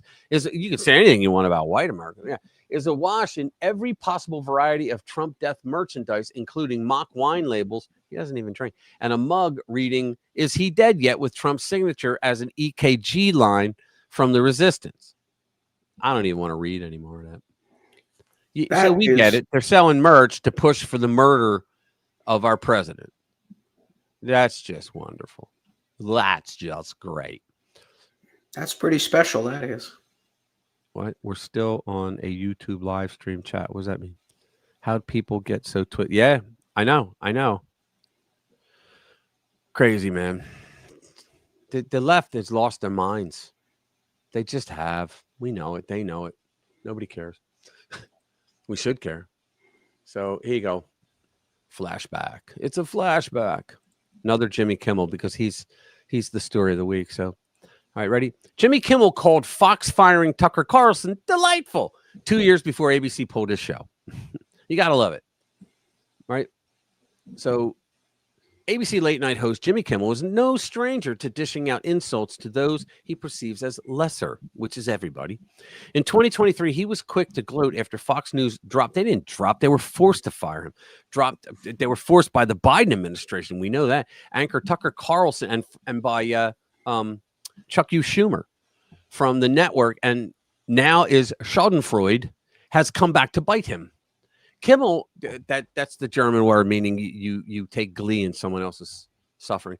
Kimmel could barely disguise his glee at Carlson's ouster. He said Tucker couldn't be reached for comment. He's already on a plane to Moscow to meet with his manager. Right. So let's just. Fox News has severed bow ties with Tucker Carlson. After all these years, they are parting ways, which means he was fired. I mean, that's really what parting ways means. And he's kicking ass more now. He's already on a plane to Moscow to meet with his manager. But what a shock. I mean, what an absolutely delightful shock this is. Now Tucker can. Yeah, now he got fired. So it's delightful, isn't it? Asshole, you lost your job. But he lost his job because his ratings suck. We showed you the chart. But karma's a vengeful little bitch. All right, man. Commander, thank you for being here, brother. Hit the like button before you leave. Everybody else, please hit that like button before we're done because it really helps us. Yeah, funny how karma works. You're right, man. Yeah, like I said, karma is a real vengeful little bitch. Yeah, the sultry little bitch. Yeah. Don't be embarrassed, Laura. It's not like the usual. Okay. Let me see. Let's do. We got a few more we can do. That was a totally not being. Yeah, we did that. We did that. Facade of neutrality is gone. Oh, here we go. Let me see. Lomez. Here we go. There's another long to read, but I like these. I don't like to read long ones, but these are good. We are finally seeing the first real consequences of major institutions having spent the last decade undermining the facade of liberal neutrality they at least used to claim was an ideal. This facade actually mattered quite a lot. And even though it was obviously never entirely sincere, and even though conservatives were always outnumbered and often poorly represented, they at least felt like participants and stakeholders in these institutions. During the Trump years, this all went away. Conservatives were aggressively ousted, even as token voices, and the facade came down to reveal a perverse and illiberal set of political and cultural directives underneath it that were explicitly antagonistic to more than half the country and denied them as legitimate participants in public life. Despite this, MAGA won again, and surprise, surprise, do not intend on preserving the institutions that declared them illegitimate political actors. Yeah, we're going to shut them down. This is, in fact, MAGA's core promise. These institutions and the norms that govern them may not go away entirely, but they will not keep their current form. Right, because we're cutting money from them. Appeals to liberal neutrality they enjoyed and depended upon, but defected from first, are not going to save them. The whole thing is going to be reset. Free speech and civil liberties have not gone away and are not being suspended or selectively applied or anything like that.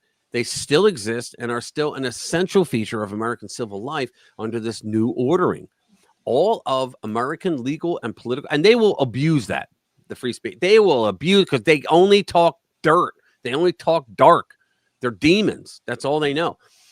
All of American legal and political theory that has obtained for 250 years fits very neatly inside this reset, despite the kicking and screaming from the old institutional gatekeepers. But no, you no longer get to run roughshod over the commons, enjoy the largesse of public resources and its infrastructure while denying them for the rest of us. It's the same game, but we are now calling balls and strikes. Get used to it. Yeah, I like that. People are getting balls now and saying, screw you, we're in charge. You got to love that. What do we got here? Louis, love you, man. Thank you, brother. Very much. You too can be like Louis. How'd Kimmel even know the show that long? I know. It's unbelievable. Well, I think like they talk about Trump got him fired. No, he didn't. He had nothing to do with it.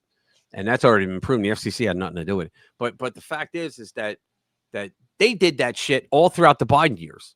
I mean, they went above and beyond. We knew that they were censoring. They were forcing censorings of any COVID speech, anything like that, any conservative speech against the administration. They were doing it every day. They did it for 4 years, right? I mean the Twitter file dumps proved all that, you know, and yet they have the balls to say that Trump should be impeached. Well, where the fuck were you when Biden was treating us like we were prisoners of war in East Germany, for God's sake? Seriously. So host they you're right, they weren't funny. Now Johnny Carson was hilarious. He was funny. He was on there for a long time. And Jay Leno, he was funny too. But the rest of them, I never found them funny. I just didn't. See, but you know, Johnny Carson gave us the answer to the question years and years ago.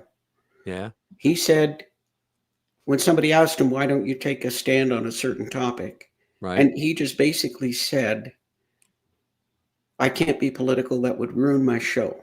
Right. Nobody wants to watch a late night comedian right talk about politics. He says what they want to do is they want to get into their pajamas, get in bed, and turn the TV on and have something light to forget their day. Yes.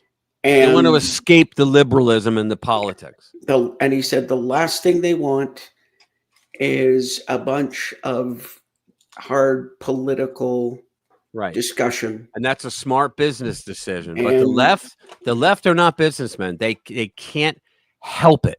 They can't help themselves. Like, they're ideological to the core. That's why they're ruined. That's why they ruin themselves. They're ideological. They don't have any business sense whatsoever. It's Look, think about it. They knew, CNN knew they were hemorrhaging in their numbers. They were hemorrhaging viewers. They didn't care. They kept pushing forward. They're ideological. They don't care until it hits them in the wallet. That's when they care. How about the update on Letitia James? Yeah, let's do that. Let's find that. Convicting me for my alleged. You gotta love this shit. See, this is the thing. They're like, this is lawfare. No, what you did was lawfare because you knew that you lied, that Trump never did that. But we actually have died. They had no documents of Trump trying to commit mortgage fraud. Letitia James convicting me for my alleged mortgage fraud will be tough because New York Attorney General Letitia James, how is it going to be tough? She has signatures on 2 pieces of paper saying that it's her permanent address in Virginia. The law in New York says you got to step down if you say you don't live in New York. You have to live in New York, and it's like immediate. She hasn't done it because she's got a D next to her name. All right. New York Attorney General Letitia James, Big Letitia, a hardcore partisan Democrat who successfully campaigned on using the power of her office to prosecute Donald Trump, seems quite upset that other people have noticed that some of her own personal choices may very well amount to criminal conduct. As we've covered previously, she now stands accused of mortgage fraud. That would be actual tangible fraud as opposed to the nonsense victimless fraud cases she brought against Trump under an exotic and novel legal theory. The massive judgment against Trump has since been thrown out by a court with appeals underway. We will remind you of those particulars below, but here is James belly aching about the situation in which she finds herself or in which she has placed herself through her actions on the podcast of some who once falsely claimed that her own bigoted writings were the result of non-existent hacking. I thought that was, okay. I was going to say, I thought that was the race lady, and it is. I did it, but you can't prove it. I meant to do it is quite, Jesus. All right, so I'm going to bring this up to here so we can increase it. Said that he wanted, he said that he called me all kind of names, and he basically directed the Department of Justice to investigate my affairs, and they're using mortgage fraud as the vehicle upon which they're investigating myself, Adam Schiff, Miss Cook. Adam Schiff also committed mortgage fraud, and guess what? In the exact same way that she Lisa Cook and countless others, and it is most of it, as you know, is frivolous. It's baseless. It's frivolous. They took 34 state documents charges that the statute of limitations ran out 6 years prior, frivolous, and converted them to federal felony elections charge. Had nothing to do with each other. One state level, one's federal. State prosecutors can't work in federal court. Judge allowed it. Because in order to prove mortgage fraud, one has to prove intent, and one just has to. That's bullshit. One in Virginia, one just has to prove you signed on the dotted line and you swore, you took a note, you swore that was going to be your permanent residence because you got a lower mortgage rate. You then did the same damn thing in another state, your state. You swore that when you sign, it says under penalty of perjury. You swore. There's 2 documents both saying that that's your permanent residence. You're still living in New York. So what do? Drive to and from Virginia every fucking day? Bullshit. It's a very high standard, a very high bar to meet. Donald Trump said that he wanted, he said that he called me all kind of names, and Oh, it started over again. She sounds like the same anyway. How about that? I got through something where I didn't get angry at Joy Reid because she how about, how about you try this? Well, Your Honor, I shot him, but I really didn't mean to shoot him. Yeah, I didn't mean it. There was no intent. That's amazing. Or I just meant to shoot him a little bit. Yeah, I didn't mean to really kill him. My God, I didn't really mean to, shoot him a lot. I meant to shoot him just a little bit.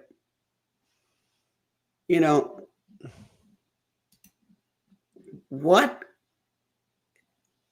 I mean, either you're admitting that you're too stupid to hold the office that you hold, right, as the chief law enforcement in the state of New York. Right. So you're either too stupid. I go for that. If you didn't know, and if you did know, it's criminal. Yeah. Yeah. So here's a follow-up story, right? Yeah. So President Trump to fire U.S. attorney who didn't bring charges against Letitia James amid mortgage fraud allegations. I want him out. And the president has every right in the world to get him out. The guy's probably a Democrat. I'm just going to say that out loud.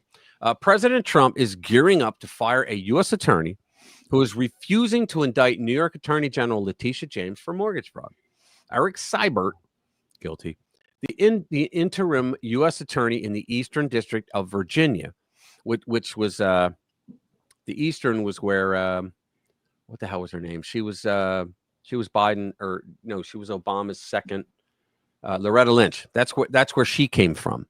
Loretta Lynch. She was the U.S. attorney for I'm sorry, I'm wrong. For the Eastern District of New York. This is Virginia. I apologize.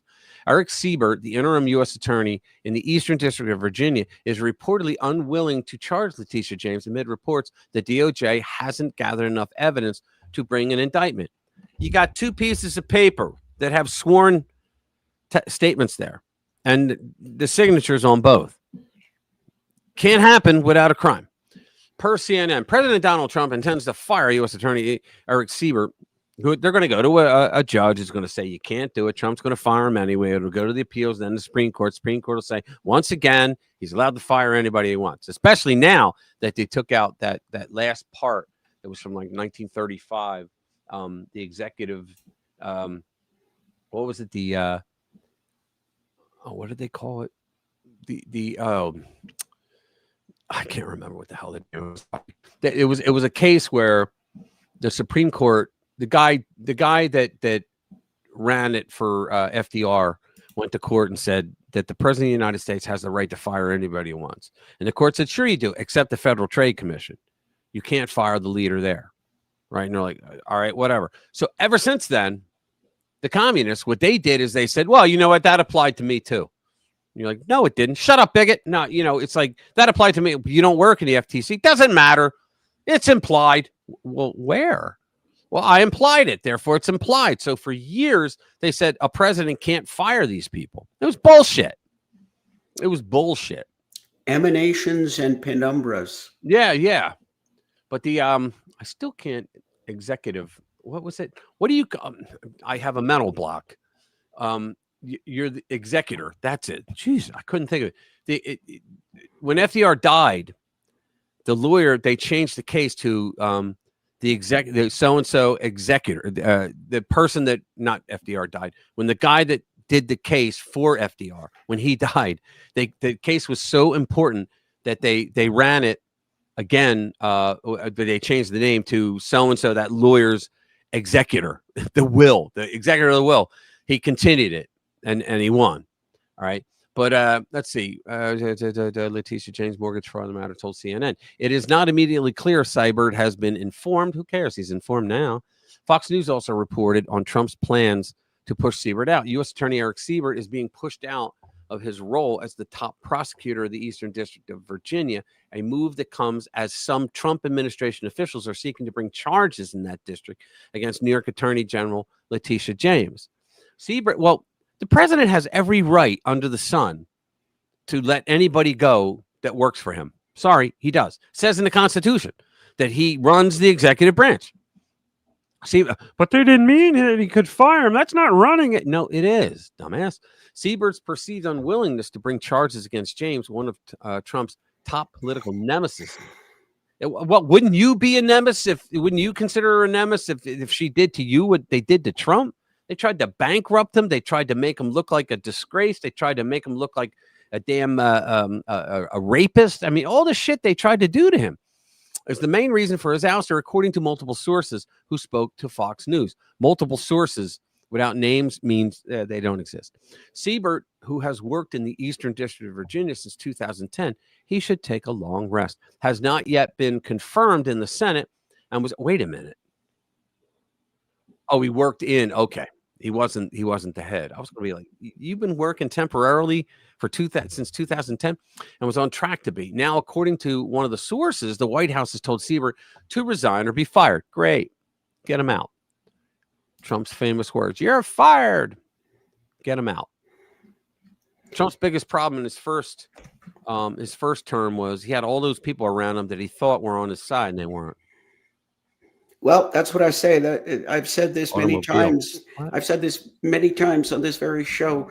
The Democrats handed us a gift. We didn't see it in 2020, but they handed us a gift because if he would have been saddled with the same crew for another 4 years, oh yeah, he'd have got nothing done.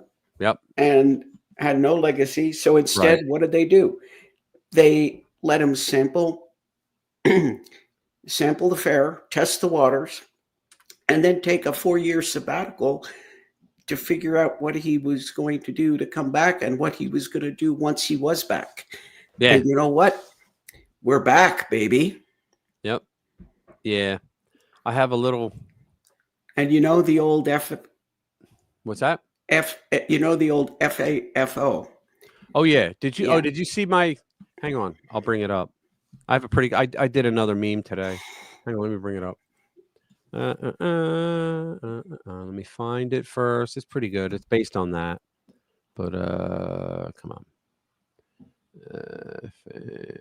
Where is it? Templar Night. There it is. Templar Night FA. Okay. They make it so difficult. Wait a minute. Where the hell is? There we go. So I'm going to bring up an image. I did this earlier today. Let's go. PLAR. Templar Night.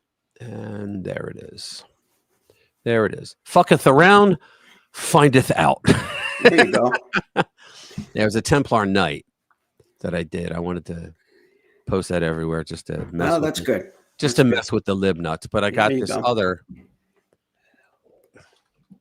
I got this other one. What the hell was it? Oh yeah, it was the baby. Oh, this is great. Let's see. Is this it? Hold on. All right, this is great. I got to show you this. I never laughed so hard when I saw this. It was funny as all hell. Come on, Rich, get it out. The screen changes all the time. Look, I can't present stuff anymore. Remove. Yeah, there we go. No, where the hell? Sorry, guys. I have to remove that. Okay. It won't let there. Finally, Jesus. They made all these changes, which are actually pretty good. Technical difficulties. Yeah, I'm telling you, man, they made all these changes, which are pretty good, like new stuff, but they moved everything around. I just want to scream. All right. So hold on.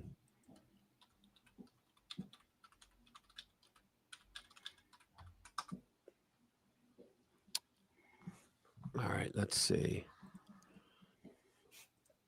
Okay, fine. Now it's not going to be funny anymore. Okay. All right, ready? I got a problem. I fart, but they don't smell. Let's see, rip one. Yep, you need surgery. On my ass? No, on your nose, you bastard. Do it again. Doc, I got a problem. I fart, but they don't smell. Let's see, rip one. Yep, you need surgery. On my ass? No, on your nose, you bastard. Isn't that funny? It's kind of funny. I laughed my ass off when I saw. No, on your nose. Well, that's a good fun way to end this stream. Yeah. Oh yeah, it's after 9. All right, you guys, please do me a favor. Hit that like button before you leave. It really helps us. What do we got here? Let me see how All right, we got 19. I think we have more than 19 people in here. Oh yeah, we had more did. than. Oh yeah. Yeah. All right, guys. Thank you very much for being here. We love you. We know you could be anywhere you want, but you come here. God, that means so much to us. We really like that. Now, next week, please bring a friend. We ask that every week.